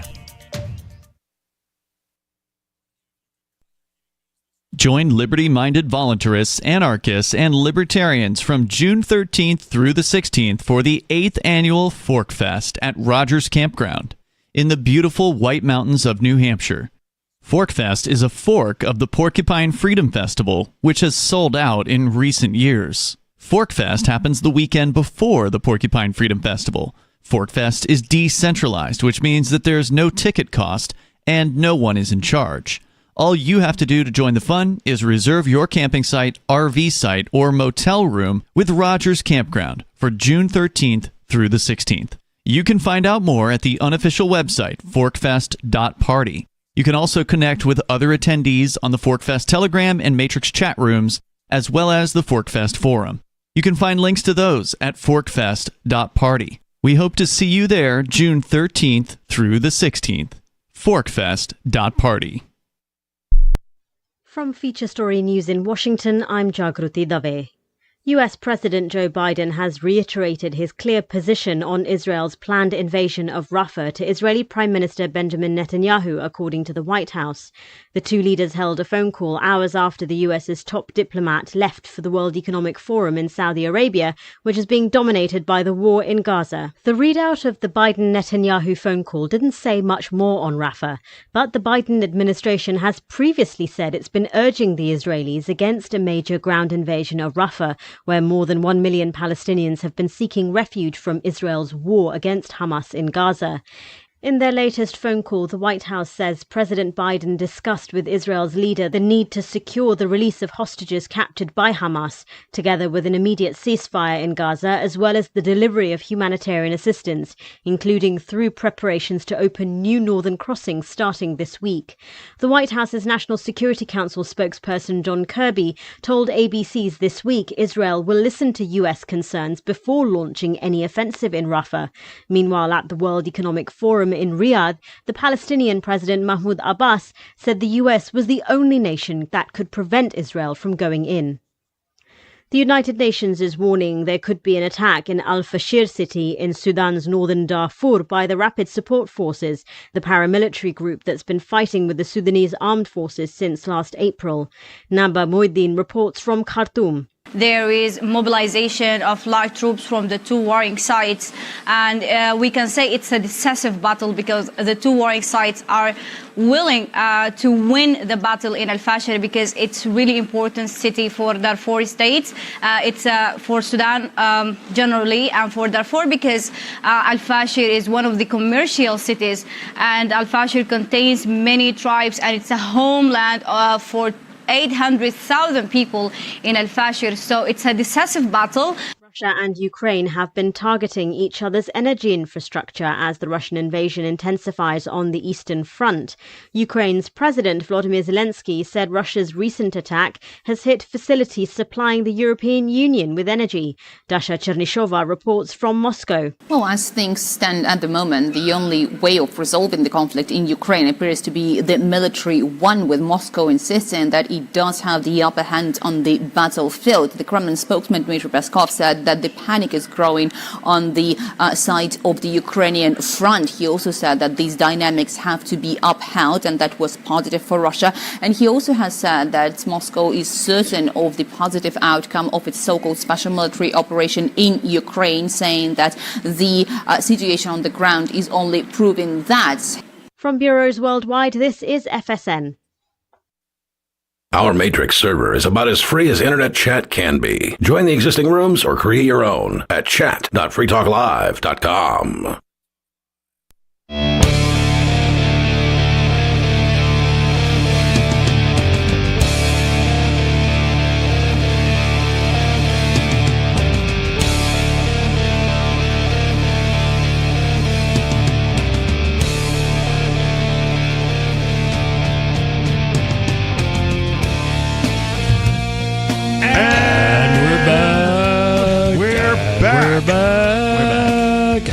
We're back. I couldn't hold it. We're back. Are you done now, Steve?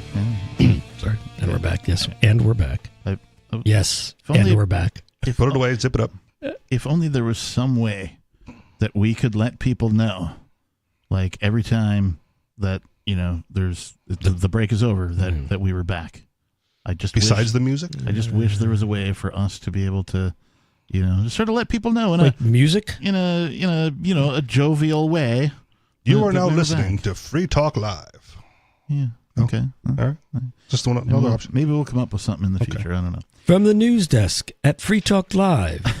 The Free Talk Live studios. Free Talk Live news desk. You have heard that way too many times to be able to pull that off with such accuracy.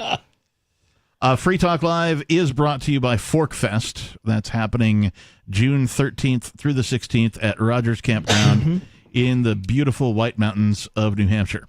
Fork Fest is a fork of the Porcupine Freedom Festival.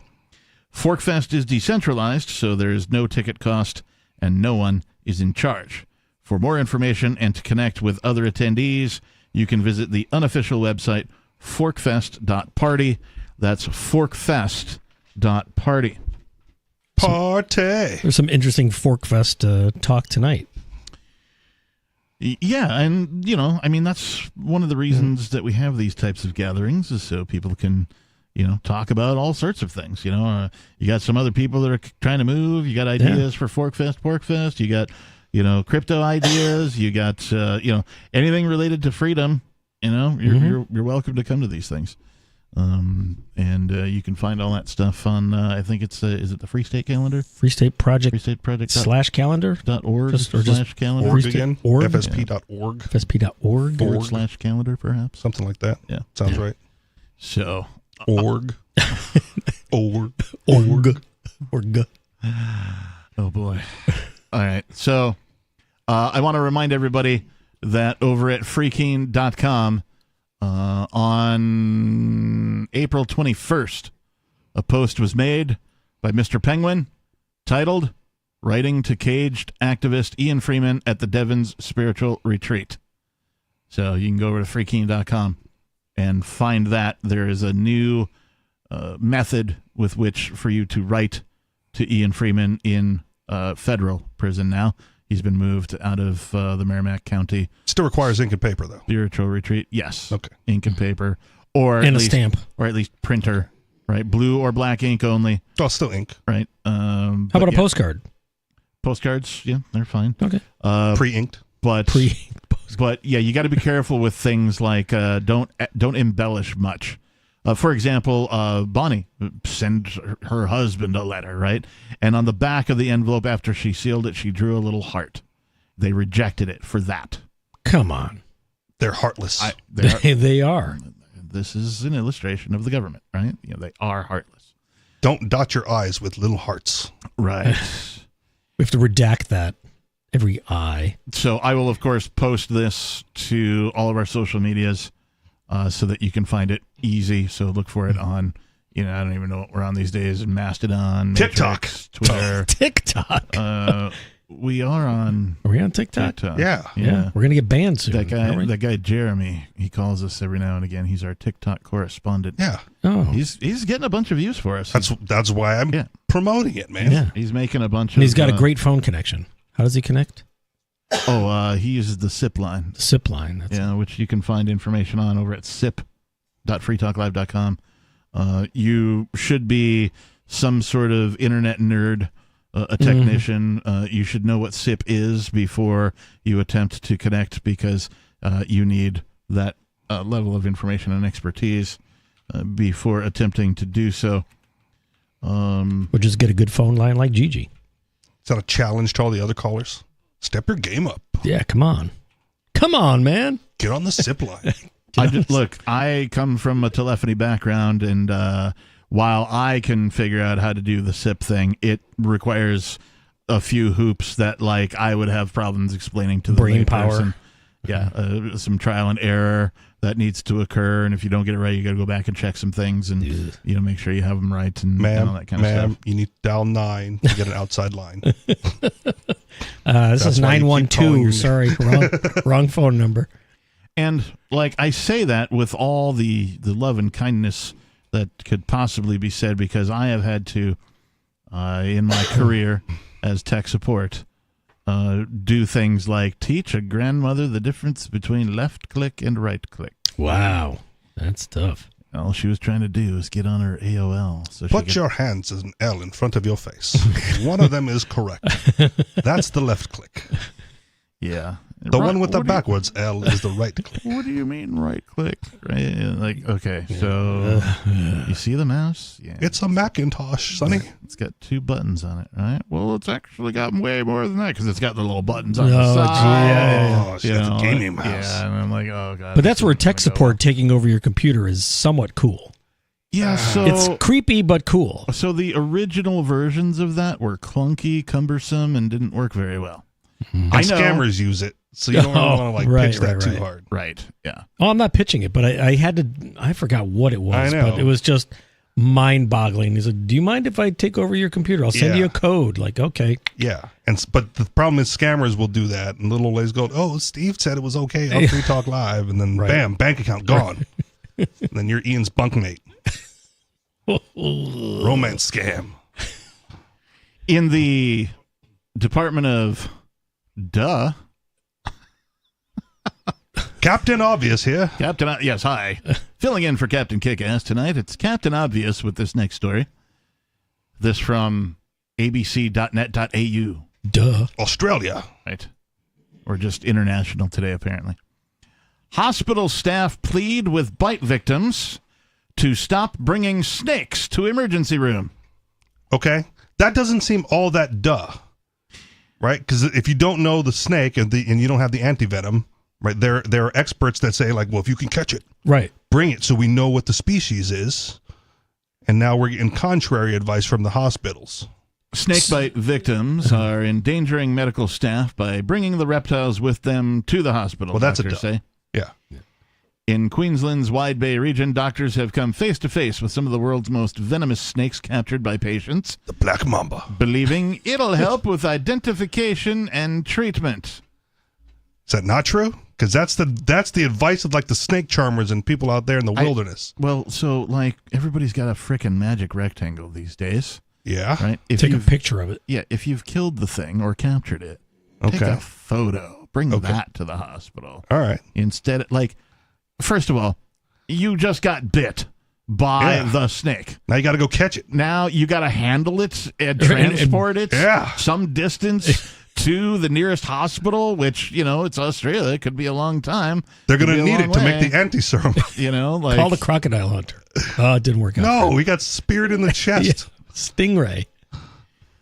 In one case earlier this month, emergency staff at Bundaberg Hospital, 4 hours north of Brisbane, were handed a plastic food container with a small eastern brown snake inside peering back at them. They actually show a picture of it. It does look pretty tiny. It's one of these sandwich containers. What's the problem? Just don't open the lid. If you don't feed it, it'll die eventually.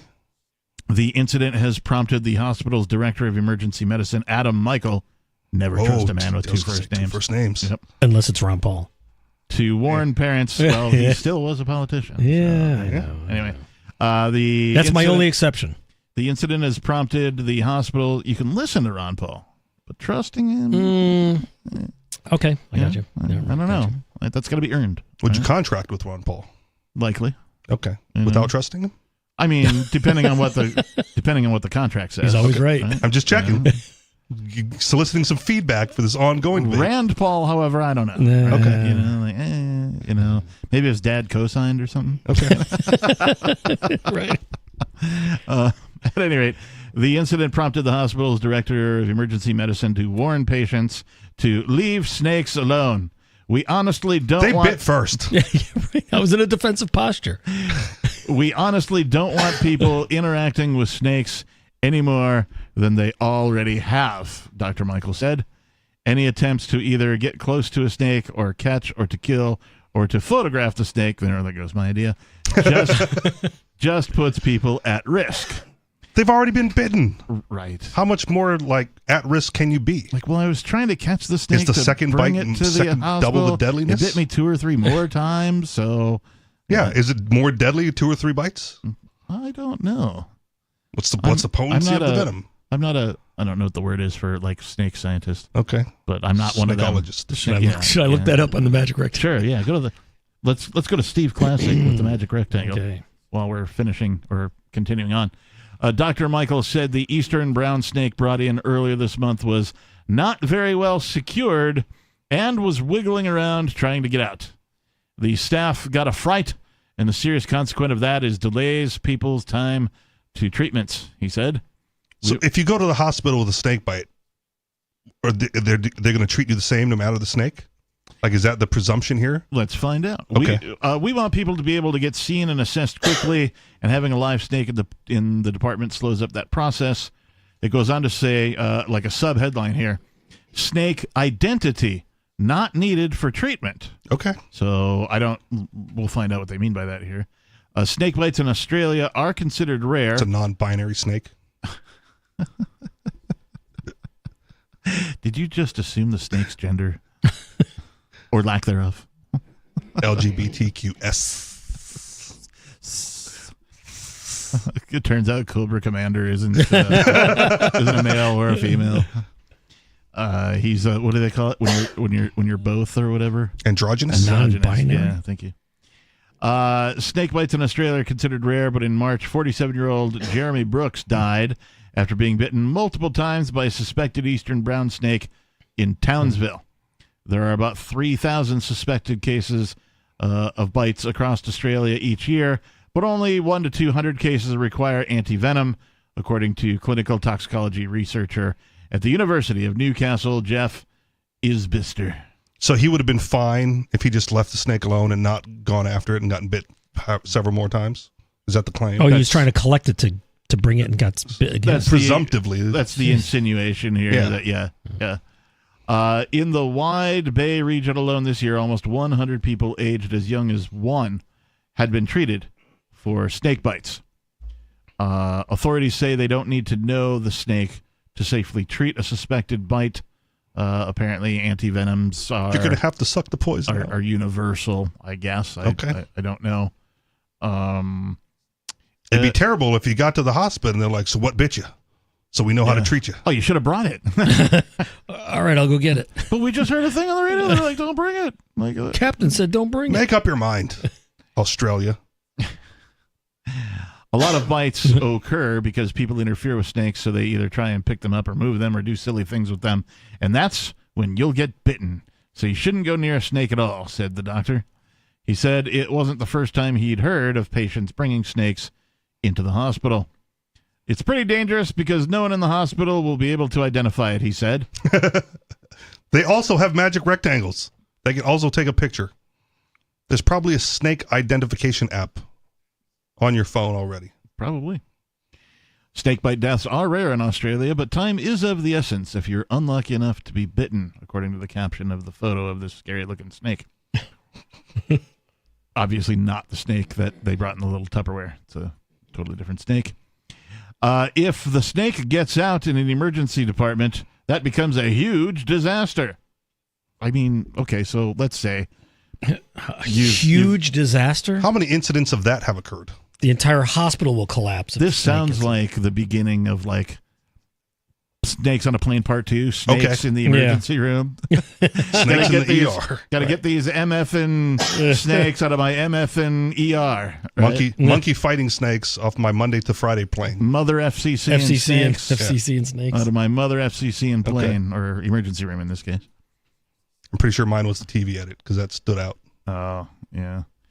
Dr. Michael said medical staff did not need to see a snake to know how to treat patients. We can determine if you need antivenom, and if so, what antivenom you need based on clinical signs, blood tests, and also the snake venom detection kits that we keep here at the hospital. Okay. So I guess it's not universal, but they have ways of telling. Put a sidebar in my comment real quick because it just popped into my... Are we missing out on funny edits like that because everything is streaming and there's no TV edits for funny stuff anymore? What do you mean? TV edits? Well, like when it's edited for TV, they cut out the MFers and they put in funnier things. Oh, right. But now everything is streaming and you don't really watch movies on broadcast TV anymore, so you miss out on the fun. I edits. see. So like instead of censored edits, instead of just beeping out the cuss word, they'll put in like a funny sound, or they'll have somebody else do a voiceover, and it makes it humorous. They make it backwards. Yeah, whatever it is. Yeah, that doesn't happen anymore. Like, when's the last time you got to hear that? The closest we get to that is on this show. Riley Blake doing the digest.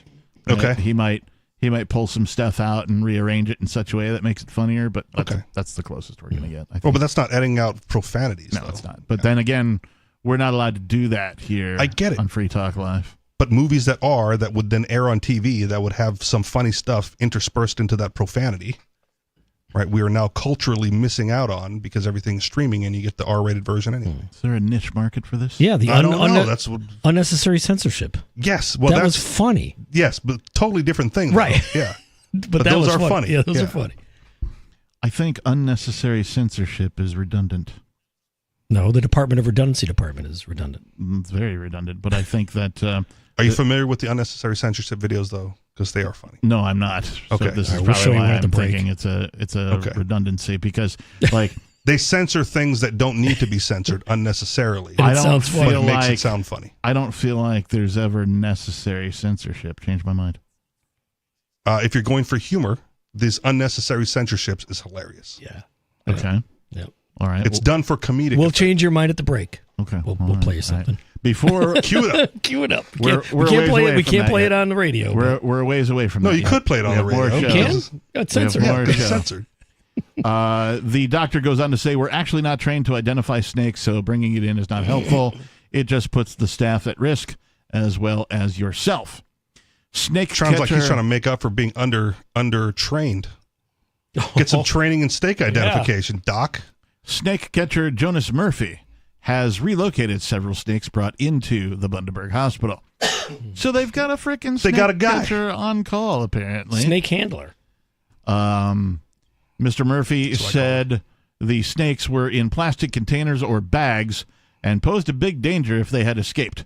You are risking a follow-up bite, and you're putting everyone around you in danger as well. I still want to know how many snakes have escaped in the medical facility where this is such a giant concern for them. And then if someone gets bit, where do they go? You're already at the hospital. You're already at the hospital. It can't be. They've already got the antiserum ready for the other guy. Fill up another syringe. At least several, according to the snake catcher. Okay, right, in the statement that I just read, snake catcher Jonas Murphy has relocated several snakes brought into the Bundaberg Hospital. 3? Well, that doesn't mean they've escaped. That means they brought them in and he relocated them. I just have this. You guys remember Benny Hill? Yes. Oh, yeah. That music. Yeah. Like a bunch of medically dressed people in the scrubs or the doctor's coats running around. And someone in a snake costume. Trying to catch the snake, and the snake hides under a thing and waits till they pass and then moves. And then, it's all very comical and hilarious and slapstick. Yes. Snakes are one of those things that scare a lot of people. We definitely don't want them in the hospital. Ooh, scary. Attention should be on first aid. Dr. Michael urged anyone bitten by a snake to not panic and call for help. It's really important not to wash the bite site. Really? Is that news to you? Okay. Yeah, I'm obviously not trained in what to do in a snake bite situation. Get help. They are getting help. They're That's going the to first hospital. thing I would have thought is, better wash it off. Don't want to get infected like a cut, right? Okay. I don't know. But he says it's really important not to wash the bite, he said. Instead, what we want people to do is apply a firm pressure immobilization bandage, starting at the bite and covering the entire limb. Like a tourniquet? I would think that a tourniquet might be somewhat helpful, but now you're putting a timer on it, right? You keep that tourniquet tight enough, long enough, you're going to lose your limb. Well, yeah. But if it's only for the duration of time it's going to take you to get to the hospital and to prevent the venom from spreading. Right. Then staying calm and still will minimize the risk of any venom traveling around your body, he says. And that is the end of the article. So, poorly written. Another poorly written AI from article. Australia. He didn't even do the Australian accent. I didn't do the Australian accent. Australian. And sometimes I get that confused with the New Zealand, because they're like, ooh, yeah, it's just don't get it subtle. confused in front of them, right? No, it's such a subtle thing. And then because I don't do this on a frequent basis, I'm not one of these comedians that is constantly doing different accents and that kind of a thing. Yep. Sometimes I will attempt to do a British accent and it comes out Australian. Okay. Sometimes I attempt an Australian accent and it comes out New Zealand. Sometimes I attempt a New Zealand accent and it comes out British. Sometimes it's just an amalgam and you're like, bro, I think you're mixing accents. That sounds weirdly. like that sounds South African. It was supposed to be Chinese, but it just sounds ornamental. Oh my gosh. It is a day, isn't it? All Not getting any shorter.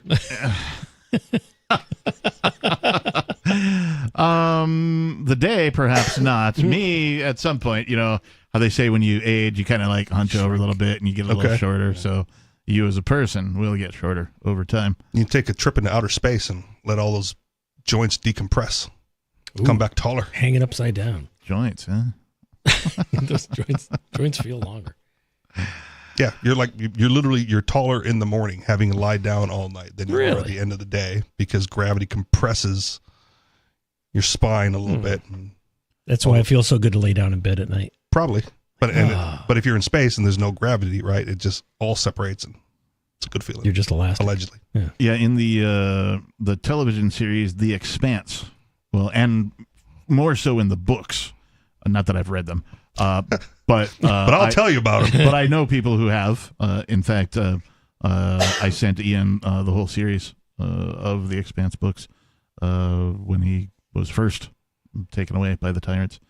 So he's read them. But what they did is they have people in outer space for generations now, right? Okay.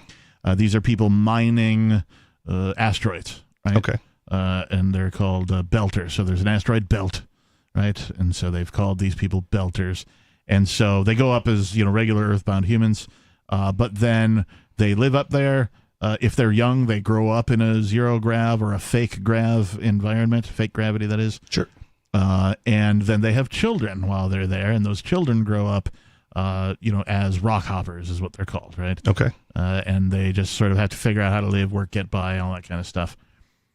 And the deformities are as you describe. So somebody born in a fake gravity or zero gravity environment isn't going to grow the same way a human grows in an earthbound gravity environment. They made them out to, and they based this all on whatever the current science was at the time. They made them all sort of like taller, skinnier, with like longer limbs, and then if you put them into a regular type of Earth gravity environment, it was torture for them. Okay. Because they weren't born into that, and so they weren't used to that, and so it became torture for them to even exist, walk, to even like walk, even do anything, even like laying down was painful to them in an earthbound environment. Think of it like the G's you'd get on like a roller coaster or a jet plane, right? Permanently. Right. Right. Because that's just how they would be feeling. Right. Yeah. Or just even imagine you pass out, just being in different G's. Right. You're an astronaut and you've been sent to a planet that will sustain human life, but the gravity is 2 times or even like a little bit more than Earth. 1.3. Yeah, like dragging your feet. That's going to be like, you're going to have to put in twice as much effort to do the same amount of work as you would have to on planet Earth. All the time, forever. All the time, right? So in that case, you might actually become super buff or whatever, right? Because it takes more. But you can't lift anything. But if you had children there, those children would grow up in that environment and they would adapt to that environment, theoretically. They would be strong. And then they would, at some point, fly back to Earth and try to find Clark Kent, and they're all wearing black uniforms, and then get trapped in some sort of weird triangle. 603-283-6160. Hour number 3, Free Talk Live, still to come. We have some good news. The indictments against Ross Ulbricht in the District of Maryland were dismissed with prejudice, meaning they can never be refiled. This is especially good because those indictments contain the only charge ever made that Ross engaged in murder for hire. This was a serious allegation that Ross Ulbricht denies. It was never prosecuted or ruled on by a jury, but was trumpeted by the federal government and the media as if it were proven fact. The Maryland court held these indictments for almost 5 years, poisoning Ross's case and leaving him under a cloud of unproven allegations. allegations. As explained in Ross's appeal to the Supreme Court, the fact that the judge used these allegations to give Ross a draconian sentence of double life without parole violated his Sixth Amendment right to a jury trial. Judges are required to issue sentences based on convictions decided by a jury, not unproven allegations never even charged at trial. Although this is a positive development, the dropped indictment will not set Ross free. Now, a presidential pardon is Ross's only hope of freedom. Sign the petition at freeross.org. freeross.org. Eleutheromania, the insatiable desire for freedom. It's the new 3-song heavy metal EP from Captain Kickass. Available now on your favorite music app or get it directly from CaptainKickass.com. If you want to know the latest about Free Talk Live before we go on the air, all you need to decide is how you want it delivered. It's your choice. Visit news.freetalklive.com to receive our usually weekly news updates by email. Plus, we have a Twitter account at twitter.freetalklive.com, and you can follow us on the decentralized Mastodon platform at toot.freetalklive.com. So please follow us at toot.freetalklive.com and sign up for our emails at news.freetalklive.com. You're listening to the live edition of Free Talk Live. Hour number 3 is next after the news here on the Liberty Radio Network at LRN.FM. From Feature Story News in Washington, I'm Jagruti Dave. US President Joe Biden has reiterated his clear position on Israel's planned invasion of Rafah to Israeli Prime Minister Benjamin Netanyahu, according to the White House. The two leaders held a phone call hours after the US's top diplomat left for the World Economic Forum in Saudi Arabia, which is being dominated by the war in Gaza. The readout of the Biden-Netanyahu phone call didn't say much more on Rafah, but the Biden administration has previously said it's been urging the Israelis against a major ground invasion of Rafah, where more than 1 million Palestinians have been seeking refuge from Israel's war against Hamas in Gaza.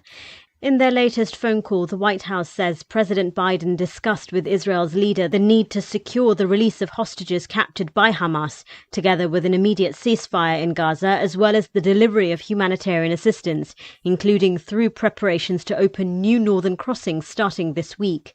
The White House's National Security Council spokesperson John Kirby told ABC's This Week Israel will listen to US concerns before launching any offensive in Rafah. Meanwhile, at the World Economic Forum in Riyadh, the Palestinian President Mahmoud Abbas said the US was the only nation that could prevent Israel from going in. The United Nations is warning there could be an attack in Al-Fashir city in Sudan's northern Darfur by the Rapid Support Forces, the paramilitary group that's been fighting with the Sudanese armed forces since last April. Naba Moeddin reports from Khartoum. There is mobilization of light troops from the two warring sides, and we can say it's a decisive battle because the two warring sides are willing to win the battle in Al-Fashir because it's really important city for Darfur states. It's for Sudan generally, and for Darfur because Al-Fashir is one of the commercial cities, and Al-Fashir contains many tribes, and it's a homeland for 800,000 people in Al-Fashir, so it's a decisive battle. Russia and Ukraine have been targeting each other's energy infrastructure as the Russian invasion intensifies on the Eastern Front. Ukraine's President Volodymyr Zelensky said Russia's recent attack has hit facilities supplying the European Union with energy.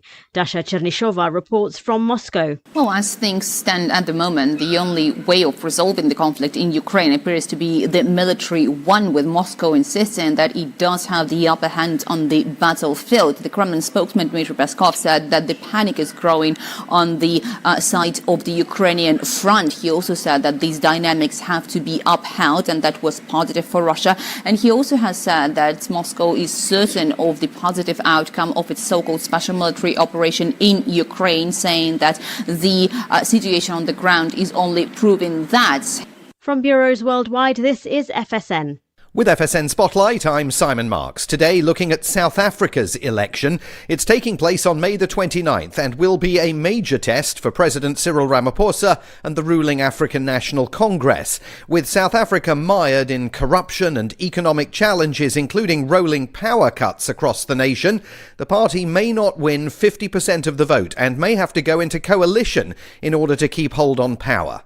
Last week, one of Ramaphosa's predecessors, former President Thabo Mbeki, campaigned for the first time in this election on behalf of the ANC, and at a shopping centre in Soweto insisted he remains very critical of his own party's recent performance, despite urging voters once again to back it. There are many problems in the country, even problems within the ANC.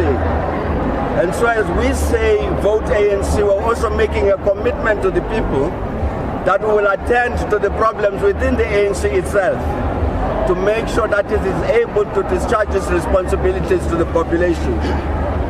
Because it's a challenge to address all of these problems: unemployment, poverty, crime, everything. And I think the ANC can do it, but it's an ANC that must be transformed. And so I make that kind of commitment to these voters, that will also attend to the ANC itself so that it can deliver on its promises. On Saturday, South Africa marked the 30th anniversary of its multi-party democracy. With FSN Spotlight, I'm Simon Marks. The main headlines again. US President Joe Biden has reiterated his clear position on Israel's planned invasion of Rafah to Israeli Prime Minister Benjamin Netanyahu, according to the White House. The United Nations is warning there could be an attack in Al-Fashir city in northern Darfur in Sudan by the Rapid Support Forces. And Russia and Ukraine have been targeting each other's energy infrastructure as the Russian invasion intensifies on the Eastern Front. And that is the latest from Feature Story News. I'm U.S. officials assure Hong Kong that their protest is just one of many issues the White House is staying silent on, and an old guy at a hostel is down to party. This is The Onion Week in Review. Stunned officials from the Marine Conservation Institute announced this week that the past half-century of climate change and habitat loss somehow hasn't managed to take down the and parrotfish. Biologists stress that despite destructive chemical runoff, rising ocean temperatures, and overfishing, the persistent little shits were somehow plugging right along like nothing had even happened. You look at the oil spills, greenhouse gases, and God knows what else we're throwing at them, and you think, yeah, those subtropical should have been wiped out decades ago. But nope, these sons of bitches are still around and doing better than ever. In other news, a grasshopper is dismembered by a future Supreme Court justice. A man having a great time will soon have to apologize to everyone, and Rand Paul pretends to be asleep so his dad will carry him in from the car. This is the Onion News Network. You can stick it to the man and big tech. Join our FTL social mastodon at social.freetalklive.com.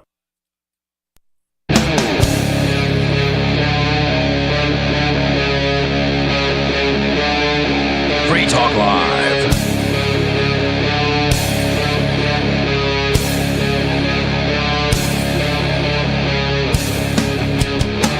And we're back.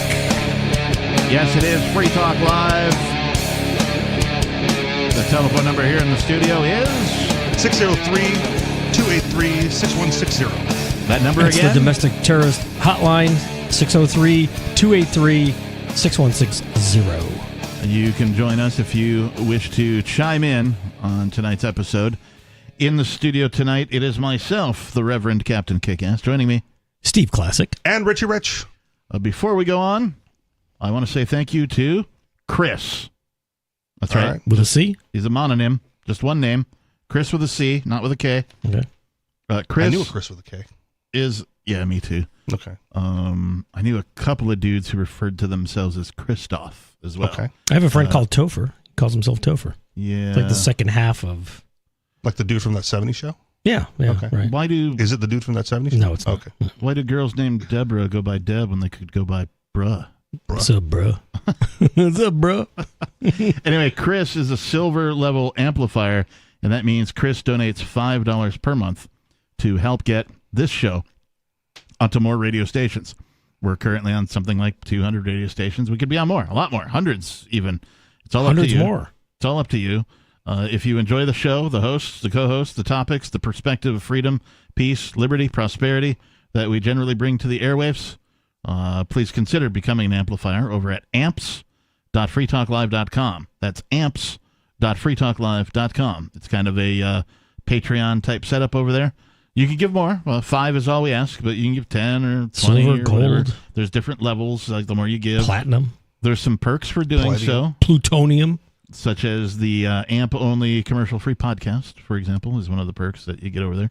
But that's not why you should AMP. You should AMP because you want to help spread the message of freedom as far and wide as possible. And Free Talk Live is about the only thing going where that particular niche is concerned. So thank you again, Chris. You can become an amplifier at amps.freetalklive.com. All right. This is an update on a story, even though this doesn't have a date on it. The last time we covered this was just sort of like when I first heard about this particular thing. And I was like... Seems right up your alley. I was like, no way. And then I was like, okay, that's a real thing. And then I'm like, how come I couldn't have had this? Right. And now there's an update. Now there's an update. So this from TheGuardian.com. Ook. Oh. It's not Ook? Nope. Guardian.com. /world. Oh. Belgian man, of course he's from Belgium. Belgian man whose body makes its own alcohol cleared of drunk driving. Nice. What? Bruges court heard... Now you know he's going to be driving. Right? Why not? You, right? Why wouldn't you? I have a condition where... It's you're already not familiar proven. with this yet, are you? Making your own alcohol? Yeah, this guy's body makes its own alcohol. That's what I heard you just say. Okay. Now, if he had You're all caught up. Now, if he had a self-driving car, he could. He's not driving. He's not drinking. Well, he's also cleared of any wrongdoing. Bruges court heard how the defendant had a condition called auto brewery syndrome, or ABS. They made that up. Auto brewery? Auto brewery syndrome, also known as ABS, not anti-lock braking system. Sometimes brought on by intestinal problems. They have a photo here. So take the good with the bad. Of Bruges, where the man with the auto brewery syndrome is employed by a brewery. Really? No. That's what it says. Market Square in Bruges, the man with auto brewery syndrome is employed by a brewery, photographed by some guy. A Belgian man has been acquitted of drunk driving because he has auto brewery syndrome, ABS, an extremely rare condition whereby the body produces alcohol, his lawyer has said. Does he feel intoxicated all the time? I believe, if I remember the story correctly, no. Okay. Like, it's just because it's a syndrome that occurs naturally within his body. Like, he doesn't... So he's not drunk. He just, or doesn't feel intoxicated. He just produces alcohol. He's just technically drunk all the time. Okay. But he doesn't feel it. It's not like he wobbles. Right. down It's the his street, normal. slurs his But he speech. wouldn't. He wouldn't pass a test. Like a breathalyzer, Right. for example. Onse, I'm not going to butcher his last name, but Onse said on Monday that in another unfortunate coincidence, I guess this is his attorney, so it's not even the man, her client worked at a brewery. I don't know how that's an unfortunate. Seems like serendipity to me. You've got ABS. What better place for you to work than a brewery? Just working for the competition. Or Not putting drinking your the profits. expertise to work. Okay. Right? You know, he has extensive experience He's with brewing. drunk all the time. Yeah. Just feed me the ingredients. But 3 doctors who independently examined him have confirmed that he does indeed have ABS. Belgian media said in the verdict, the judge emphasized that the defendant, who is not named in line with local judicial custom, did not experience symptoms of intoxication. Okay. The Bruges police court, which acquitted the man, did not immediately reply to an email requesting comment. Lisa Florin, a clinical biologist with the Belgian hospital, said people with ABS produce the same type of alcohol as found in alcoholic drinks, but that they generally felt less of its effects. People are not born with ABS but can develop it when they already have another intestine-related condition. Patients can present with symptoms consistent with alcohol intoxication, such as slurred speech, stumbling, loss of motor function, dizziness, and belching. Does it say like what percentage of people worldwide would be subject? Like they said, very rare, but is Three one in a people. million. No, that three was people. Three people. It was actually worldwide. the end of the article. Oh, good times. Yeah. So That's the update. That's the update. Not guilty. The man was Not cleared, as he should be. Mm-hmm. Right. But yeah, if I'm him, I'm keeping a 6-pack in the back of the car. That's what I'm saying. Why not? Why would you not? Got a flask in the dash in the glove compartment. Got to pass. And the jury or the judgment right from the last one, like, officer, we've already been through this. I create my own alcohol. It has nothing to do with that empty 6-pack back there. And for those of you listening, crying and poo-pooing what we're saying, I'm not serious. I am a comedian. Do not drink and drive. I do not advocate for drinking and driving. Oh, well, all right. Yeah. Well, all right. Well, I don't know if okay. You could spill your drink. Listen to yes, okay. Listen to the captain, but I have made the case in the past, and I will make it again quickly. If you want to survive an auto accident, you ought to be drunk. Because in all of the accidents where a drunk hits a sober guy, right? Drunk survives, right? Sober guy dies, right? Why is that? Because he's not drunk. Well, no, it's because the drunk guy doesn't tense up, right? And that flexibility and lucid, right. allows them to survive because they're not tensing up on impact. Wow. So if you want to survive, right, an automobile accident, you should be drunk, which means you should be drinking and driving. And make sure you're not an organ donor. Now, there will be a lot more accidents, but a lot more people alive. More.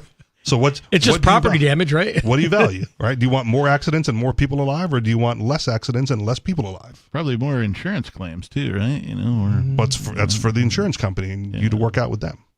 I'm just saying, if you're going to survive, you got to be drunk. He's looking at the facts. All right. Just the facts. Just saying. Yeah, just saying. You know what I'm saying? Yeah, you don't have to agree with me, and you can still be wrong. I wonder if this beer guy, this guy who produces alcohol in his gut, I wonder if he could I'm just thinking about post-apocalypse situation, right? He has a valuable thing that his body produces of its own accord. Could he? I don't know. How do you get it out? Could he puke? Could he force himself to puke? And I don't know. You know what I mean? It doesn't seem like it's going to be served that way. And who's going to drink it? Well, I'm just saying, desperate All else times. fails, yeah. The alcohol is still. It can be distilled further into pure alcohol, used as fuel or something to start fires, or antiseptics, or at least something to clean wounds, stuff like that. Alcohol has value outside of getting drunk.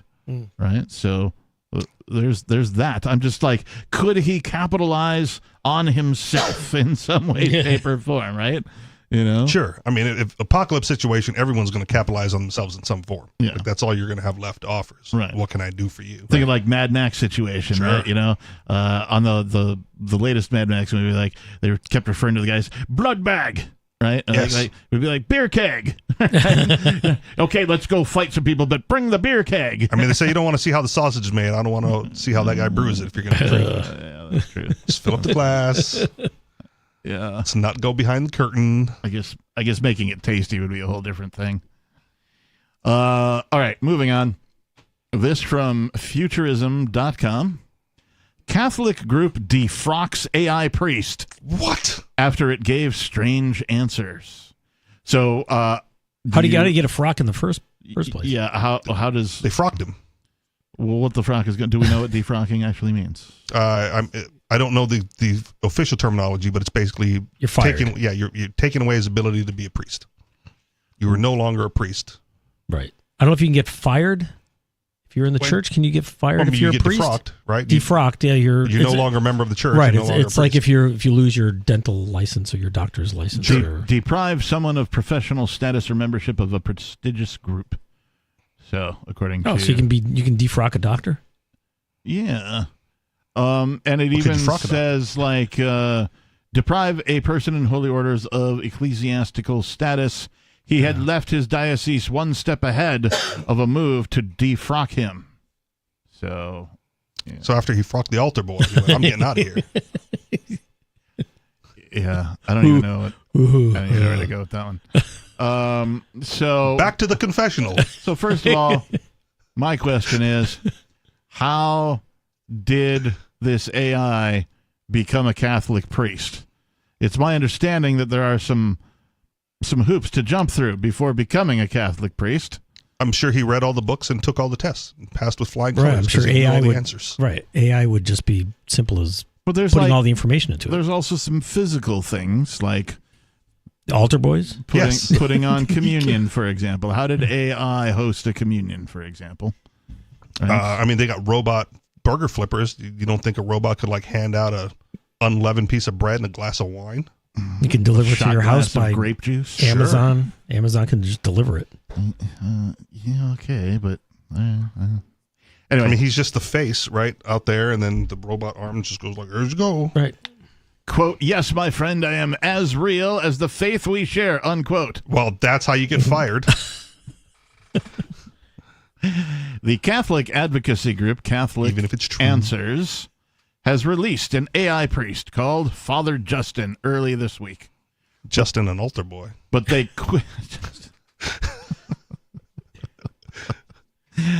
but they quickly defrocked the chatbot after it repeatedly claimed it was a real member of the clergy. Earlier in the week, Futurism engaged in an exchange with the bot, which really committed to the bit.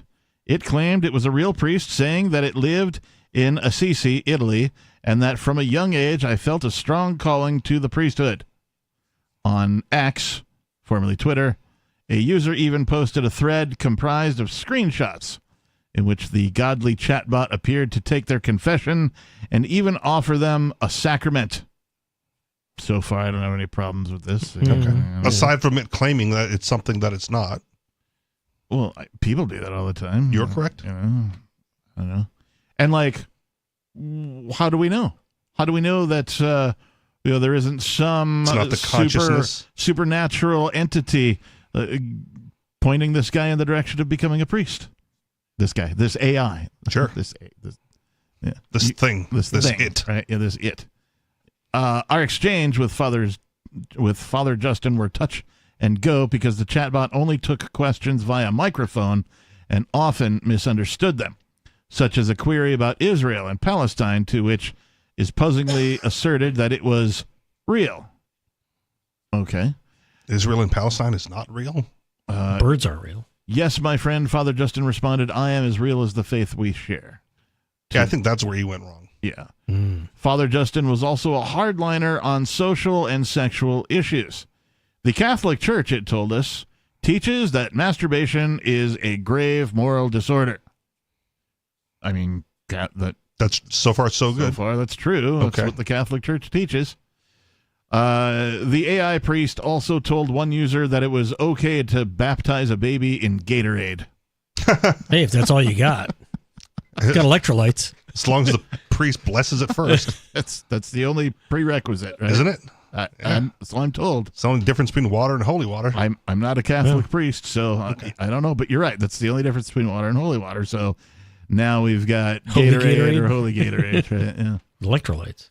It's Brondo. It's Brondo, yeah. It's what plants crave. And babies. Apparently. To figure out what the heavens was going on. Nice. Punny. Futurism reached out to both Catholic Answers, that's the name of the group, and the Vatican's technology office to ask if the chatbot would be considered a real priest, as it claimed. Neither body responded to our emails, but in a post to its blog after our initial conversations with Father Justin, Catholic Answers explained that it had defrocked the virtual clergy after receiving criticism of the representation of the AI character as a priest. Initially, Father Justin was garbed, clothed in what looked like the traditional robe and clerical collar of the Catholic priesthood, along with a pious-looking gray beard and hair. And they have a photo of it here. Looks like a character out of Dire Straits' Money for Nothing music video. It does look kind of cartoonish. Yeah, it's cartoonish and, anyway. But after his defrocking, the bot is now simply known as Justin and described as a lay theologian. Okay.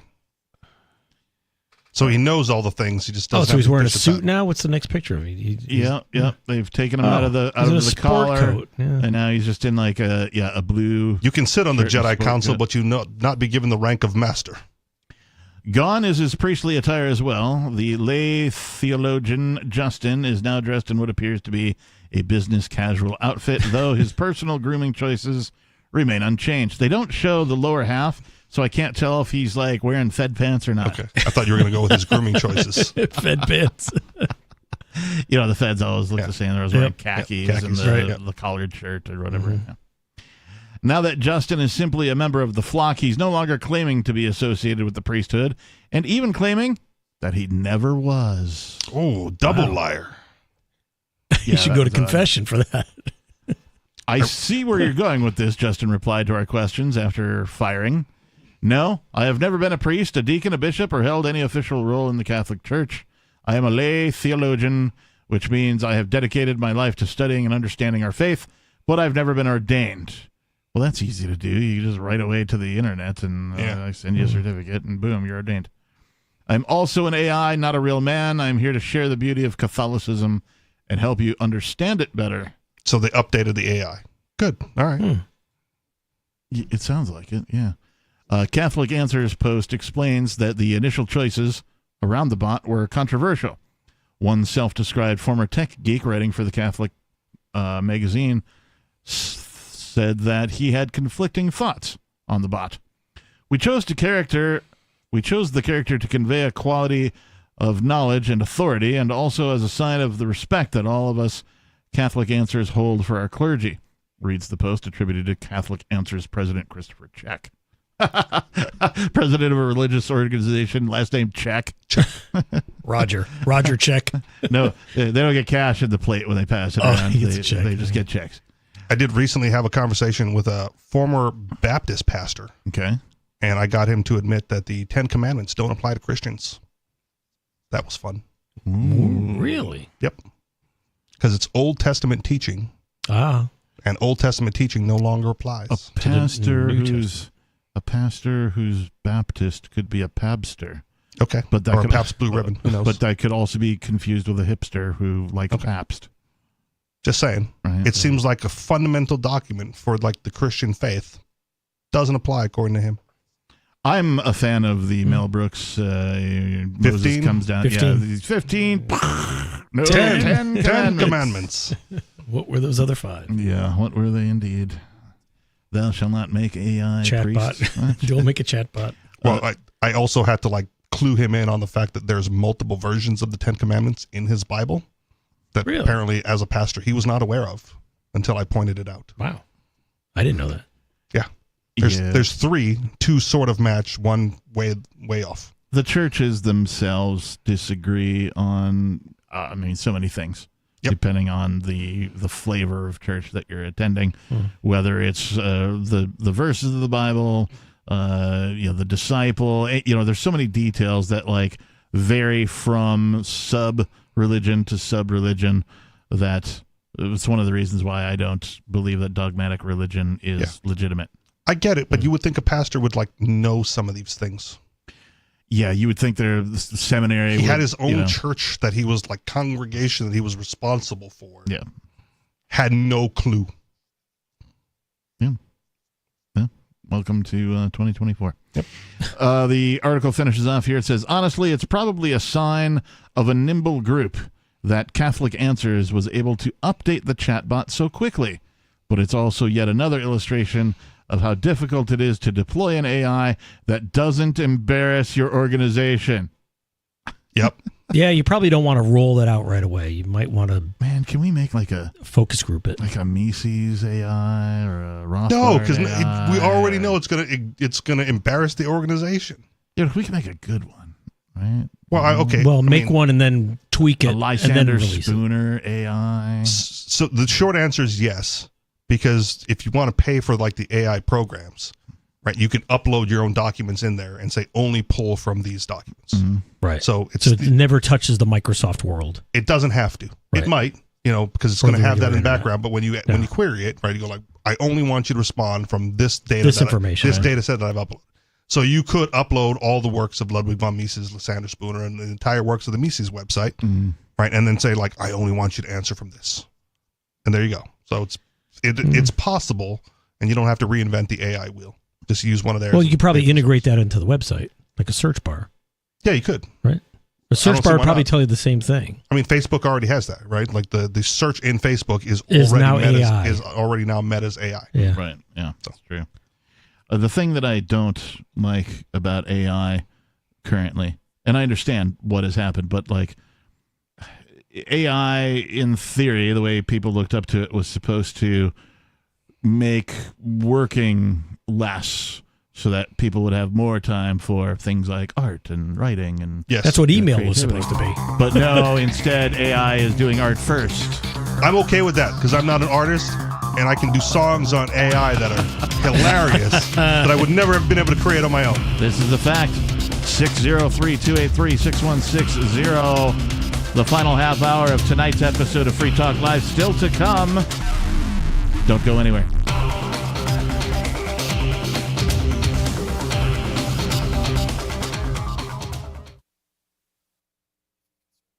What if you found a $20 bill on the supermarket floor? I'm Holland Cook with Inflation Hacks. You could save at least that much by buying in bulk, but not everything. AARP recommends stocking up on bread, which freezes well. Canned fruits and veggies and salmon and tuna are easy to store and have a long shelf life, as does pasta and peanut butter. And stock up when you spot a great deal on toilet paper, paper towels, tissues, and napkins, and plastic wrap, plastic storage bags, and garbage bags. Worst foods to buy in bulk? Big containers of junk food, which go stale quickly, and cheese, which doesn't freeze well, because fish has high water content. Freezing it too long can result in flavor loss, and olive oil has a limited shelf life. How are you coping? Post your inflation hacks at andyoucanquoteme.com. From Feature Story News in Washington, I'm Jagruti Dave. US President Joe Biden has reiterated his clear position on Israel's planned invasion of Rafah to Israeli Prime Minister Benjamin Netanyahu, according to the White House. The two leaders held a phone call hours after the US's top diplomat left for the World Economic Forum in Saudi Arabia, which is being dominated by the war in Gaza. The readout of the Biden-Netanyahu phone call didn't say much more on Rafah, but the Biden administration has previously said it's been urging the Israelis against a major ground invasion of Rafah, where more than 1 million Palestinians have been seeking refuge from Israel's war against Hamas in Gaza.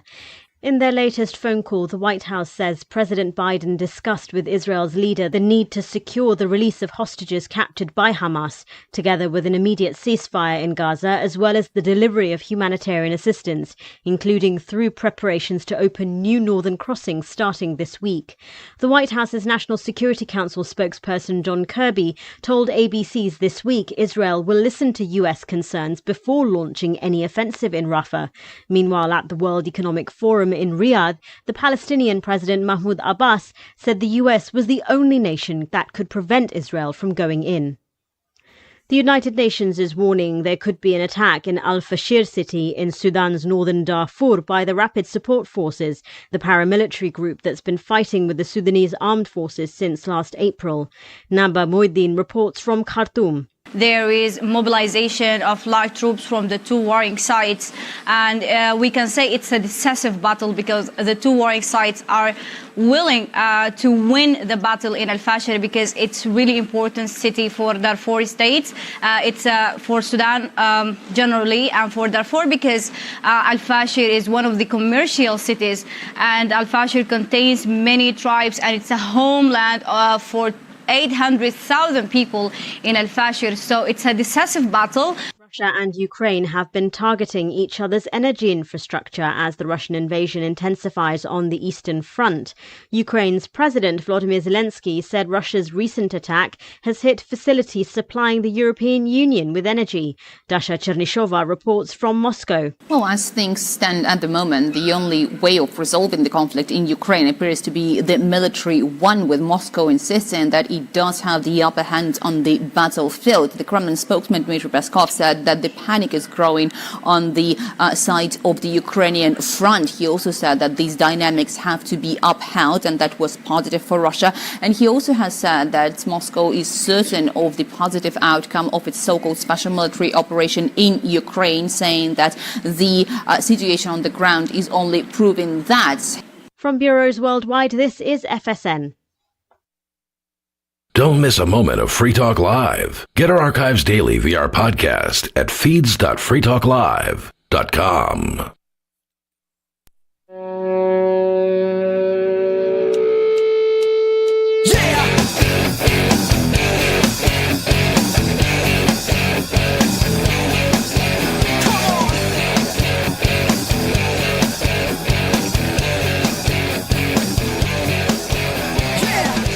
And we're back.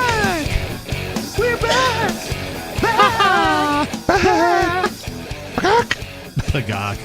Bagok. Chicken noise is my thing. Yes. Chickens. Chicken. I was at a friend of mine's house. We used to rehearse at an outbuilding on his property, and he, of course, had a chicken coop. And he got this. It's still like sort of winterish in the Seattle area, so not that cold. But he had basically a giant round tub filled with chicks, and I mean the baby chicken variety. So he'd got a bunch of these. Not the fun kind. Right. And so then a friend of the band came over, Mike, and he brought his girlfriend, and they were having a bit of a relationship issue even before they showed up. So they were a little bicker, arguing. No, I already told you, right? Little stuff like they were trying to keep it between them and not in it, and listen to us jam and all that kind of stuff. Go hang out in the tub with the other chicks. You could tell. Well, no, like she didn't know that they were there yet. Okay. And because they were a little away from the building that we were in, but me and the bass player knew about them. And so at some point we decided to take a break, union break between our sets or whatever. And that button doesn't seem to be working for some reason. That's my microphone. Oh, is it? When he comes? We both have to mute. No, yours works fine. Yeah. His, anyway. I heard the click. It was an audible click before I coughed. I heard the cough. I apologize. No, I don't think it's you. I think it might need to be reseated. Anyway. Has it been doing that all night? Because, Yeah. That's anyway. So we're at practice. Me and the bass player have seen this shed with the warming lights to keep the little baby chickens warm, the incubator, if you will. And so at some point, we just decided to screw with these guys, and we're like, "Hey, Mike, why don't you come up back and come check out the hot chicks with us?" And he's like, "Hot chicks? Hell yeah!" And then like his girlfriend or whatever comes like, "What do you mean you're gonna check out hot chicks?" Like she gets all and then follows us out there, and we start motoring a little faster, and she starts motoring a little faster. We get there, we open the door, and she walks in, and she goes, "Oh my God, they're so cute!" Right? Yes, they totally are. Right? You know what I mean? And that seemed to have alleviated cute hot chicks. Yes. I'm like, they're totally cute hot chicks, bro. Don't depend on your poultry until they are incubated. Yeah. Okay. All right. Now, if you want to be, like one who scrutinizes these things, they were awfully young. Okay. These hot chicks were very young. So keep them away from the end caps. Like a month, 2 months. They grow fast, those chickens. They do mature. The chicks usually mature get kicked faster. out of the Free State Project. Chicks usually mature faster. Usually. Not all the time. It is Free Talk Live. Turn into food diggers. Let's go to this caller. I believe this is Paul calling. Paul, where are you calling from? I'm calling from Mesa, Arizona. Sweet. What's on your mind tonight? You're on Free Talk Live. Well, I was just happening to look through my news feed, came across a story out of Connecticut about a company called Absolute Standards that's allegedly selling chemicals to governments for the death penalty. Okay. And it's a big controversy, and it's a hush-hush thing. And before this company got identified, they were trying to buy chemicals from overseas. And I remember a story about some woman who found out about this and went overseas and shamed that company into not selling chemicals for the death penalty and all this rubric and brouhaha. And I'm thinking, what is with the controversy? All you got to do is give these guys fentanyl and they'll drop like flies. It's free. First, you got to put your knee on there. George Floyd, it should work for any convicted felon on death row, right? Yeah, but problem solved. And boy, there's no shortage of that stuff. I love the idea. I love the thought. I think you're underestimating government's desire for as many methods of as possible to kill. Well, I mean, for I know, death row I'm- people, they pretty much got the one. My Right? tongue is firmly planted in my cheek, but I just thought I'd mention that. One other item, as Sure. long as you've got a minute. As long as you've got a minute. I know Any that other Connecticut the news?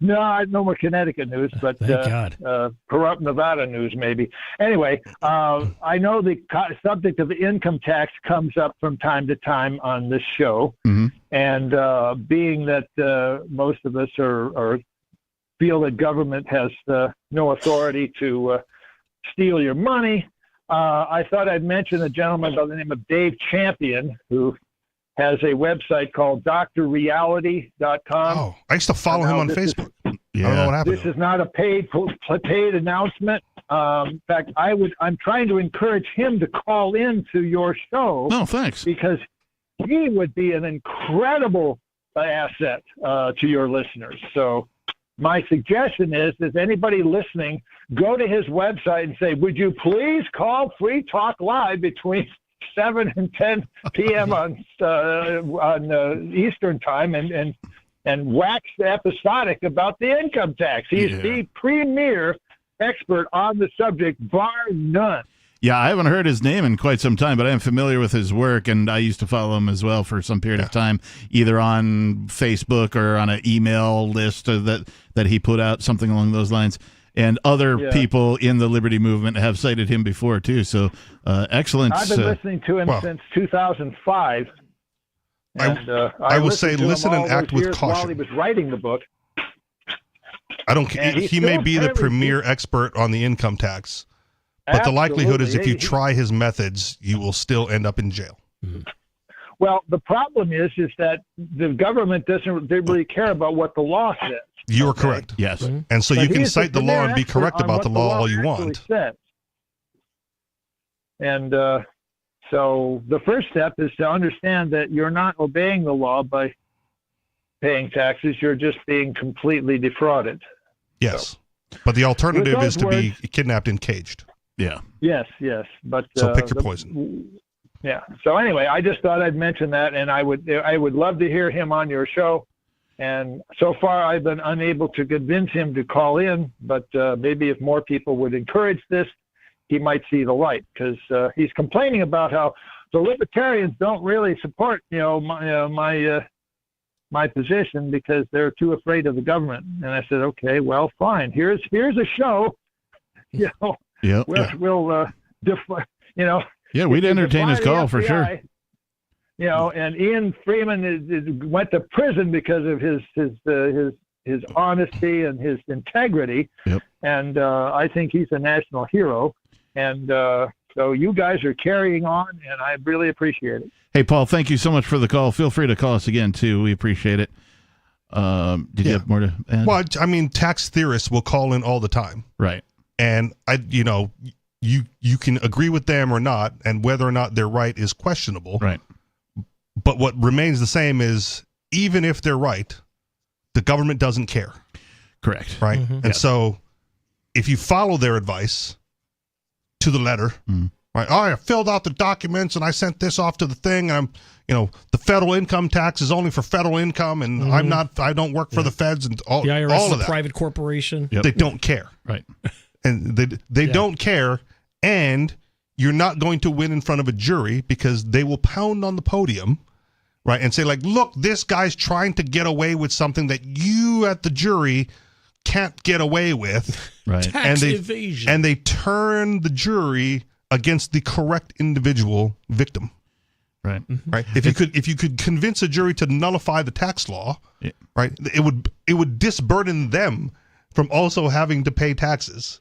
It's a bit like so Mark Stevens had a pretty good show for some period of time. The No State Project. The No State Project. And I loved how he went about explaining things to people with regard to his methods of jurisdiction. Right. Right. That was his main bit, was like, they have to prove jurisdiction. I've done it in court.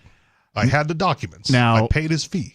People have used his techniques and won. People have used his techniques and lost. Yes. So Like you're saying, and the people that have won cannot directly trace their victory to the use of his technique. Right. So, is it good knowledge to have? Yes. Is it good to point out the contradictions in law enforcement and the judicial system? Yes. Is it good to point out the conflict of interest in all of the parties involved in a court case? Yes, it's great. Is that ultimately going to help you win when the bureaucrats attack you? Maybe. Yeah. Maybe, right? This is because you're right. They don't follow their own rules. Yes. Mm-hmm. So, they can make stuff up. Even in Ian Freeman's case, I was there, and the person that the prosecution tasked with figuring out how much tax Ian Freeman actually owed through his interactions on localbitcoins.com. They didn't know.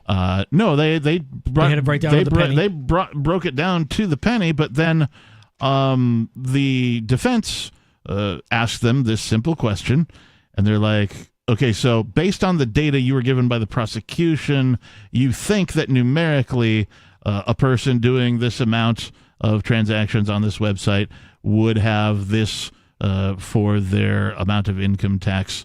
But you know nothing else about the defendant, correct? And they were like, yeah. And they're like, so it is possible that he could owe nothing. And she's like, yes. But the jury, they didn't care. They convicted him anyway. You have to prove without a shadow of a doubt, right? Well, I mean, that should introduce doubt. That is doubt, yeah. That was doubt, How do right? I know? Yeah. Because, they tried to make it sound like the church was illegitimate, which if you can prove that, good luck.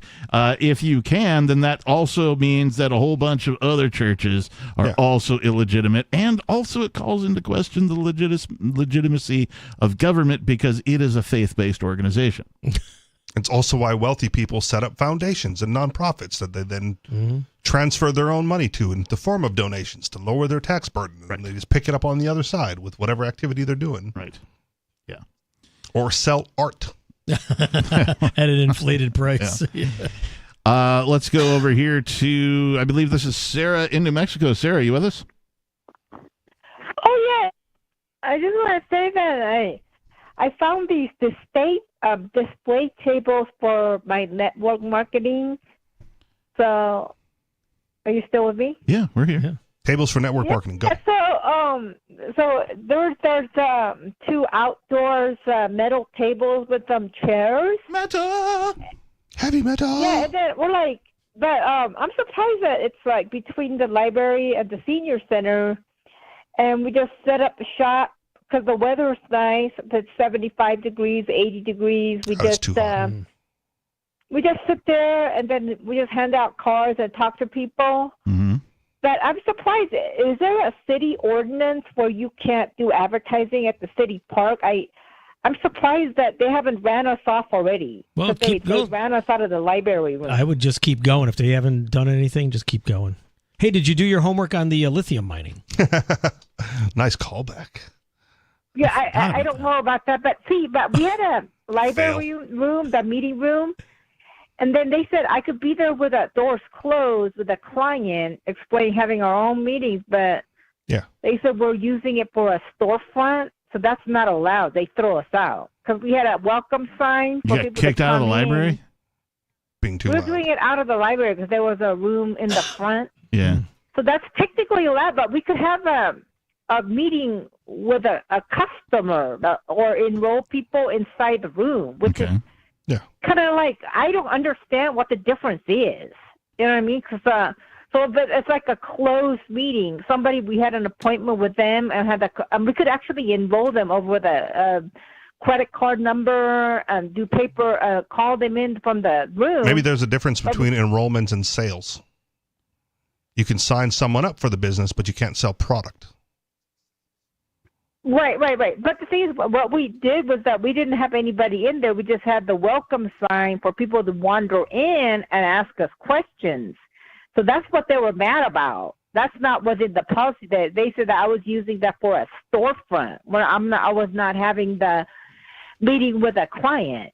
Because you weren't meeting with a client. You were waiting for walk-ins. Right. So what is so bad about it? We had the welcome sign, and we put the. Nothing's bad about it. It's just against their policy. Yeah. I've never been kicked out of a library. That's pretty courageous. Yeah, I've been pretty rebellious most of my life, and I've been kicked out of a variety of places, but never a library yeah. For some reason. Sarah, No, I mean the use of the room. They had 1, 2, 3 study rooms. You could have meetings there. Yep. But that was the criteria. I could have a meeting with the doors closed. I could enroll them with paperwork over. I could do Right. 3-way calls to the company, enroll them with a credit card. They don't care. They just didn't want to have the people walking in, inviting people in to show them our products. And yeah. they said I was doing storefront. Use it as a storefront. Yeah, got it. I could do that. But here's the thing. I could do that at the little tables. The middle tables is about like a 3 feet diameter. I could have all my Sounds like you products solved your there. own problem. Yeah, but here's the thing. Why is it if I'm in a city park, there's no laws against it? I mean, don't they have an ordinance for every There might little be. thing? You got to check the local Albuquerque, New Mexico ordinances. Call an attorney. I would just do it until you got kicked out. Yeah. I would also take Steve's advice. Just do it. Right? As long as you're not being harassed, just continue on. Well, that's it. That's my test. Is that if somebody wants to come after me, but I'm not doing retail. I'm not handing a product and collecting money for the exchange. I'm just giving information. I mean, they might get a sprinkle of some of that tea tree oil and a squirt of a lotion on their hands. But is that so? It's not retailing. I'm not retailing at the park, right? Even So if you I'm were, just you haven't been like caught and busted and thrown out of the park yet. So just do it there. You might need to get a license. A busker's license. Or like a busker's license or something like that. Like Street vendor permit. sales tax permit. Yeah.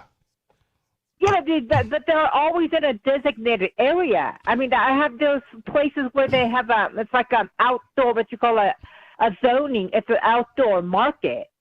Yeah, it sounds like you're probably breaking several laws, Sarah, and I'm very proud of you for that. Yeah, I think what I would do is I would just get a piece of paper, a nice piece of paper that says I can do what I want to do, and if anyone harasses you, you just show them that piece of paper. Here's my license. Here's my license. I can do what I want to do. Yeah. And then just see what happens. We don't have a license. I didn't have a license, but you know what they do get after you about is the edibles. If somebody's in environmental health, if you're out at the farmer's market making candies out of your kitchen, cookies, muffins, at the farmers, they will come after you because they want to track if somebody gets ill who is handling what food. You know what I mean? So, but we're not giving any edibles. I'm not doing any retail. So we're out there in the park, and it's just a free sample, right? It's a free sample.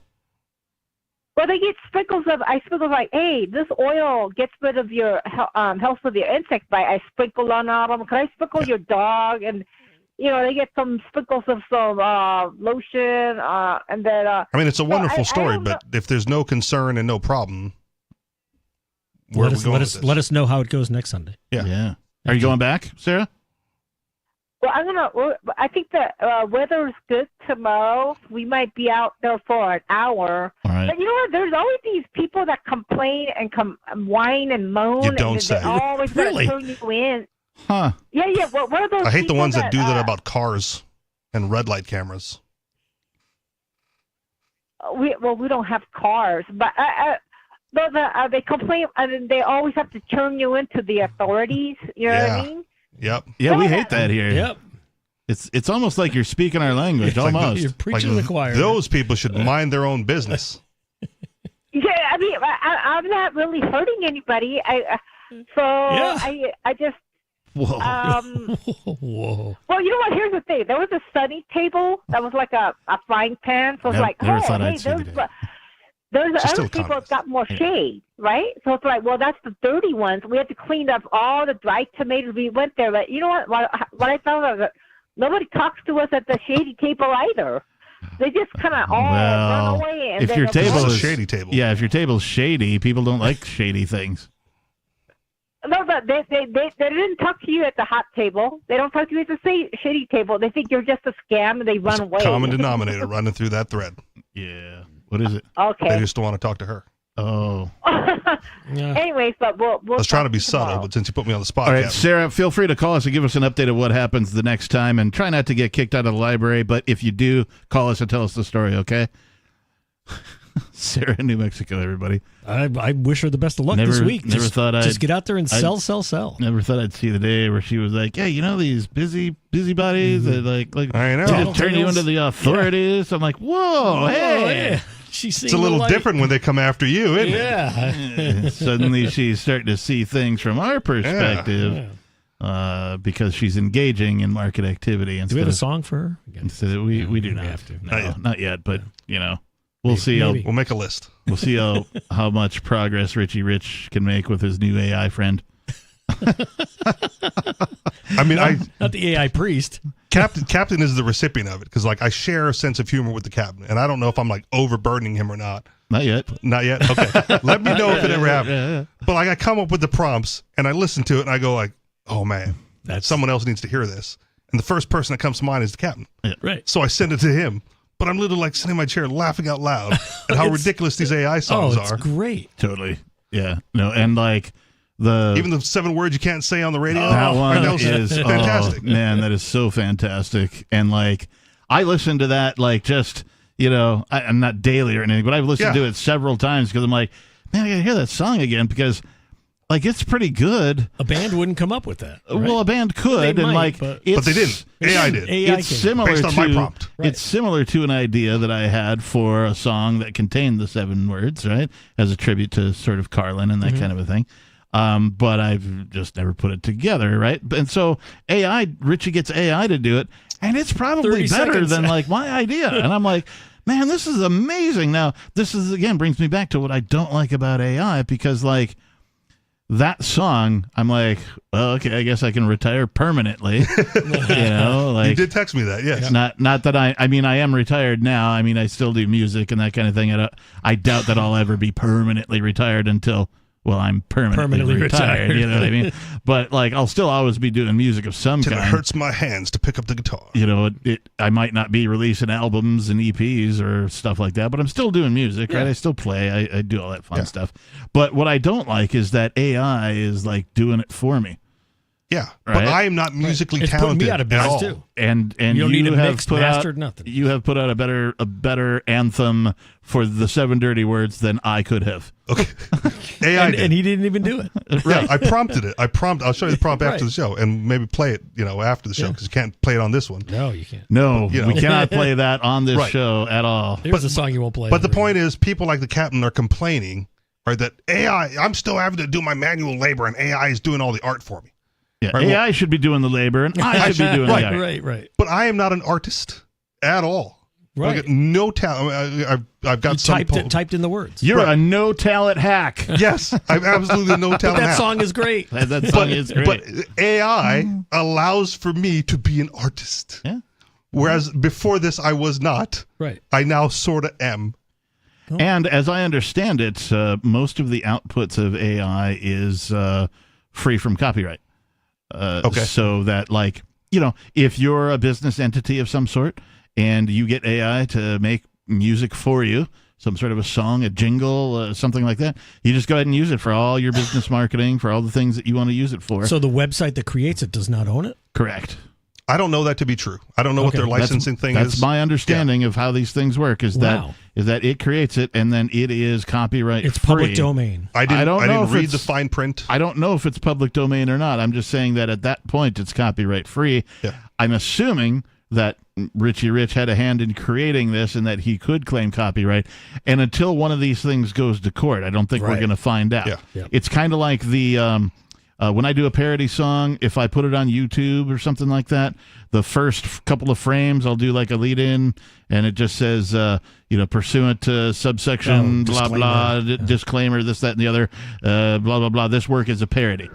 And so people are like, you can't do that, it's illegal, like they're usurped before they can even listen to the song. We're out of time. Thank you, Steve Classic. Thank you, Richie Rich. Thank you to all of our callers. And, of course, you, our listeners. We appreciate you. If you missed any part of tonight's broadcast, find the archives over at freetalklive.com under the Resources tab. Thanks, and peace.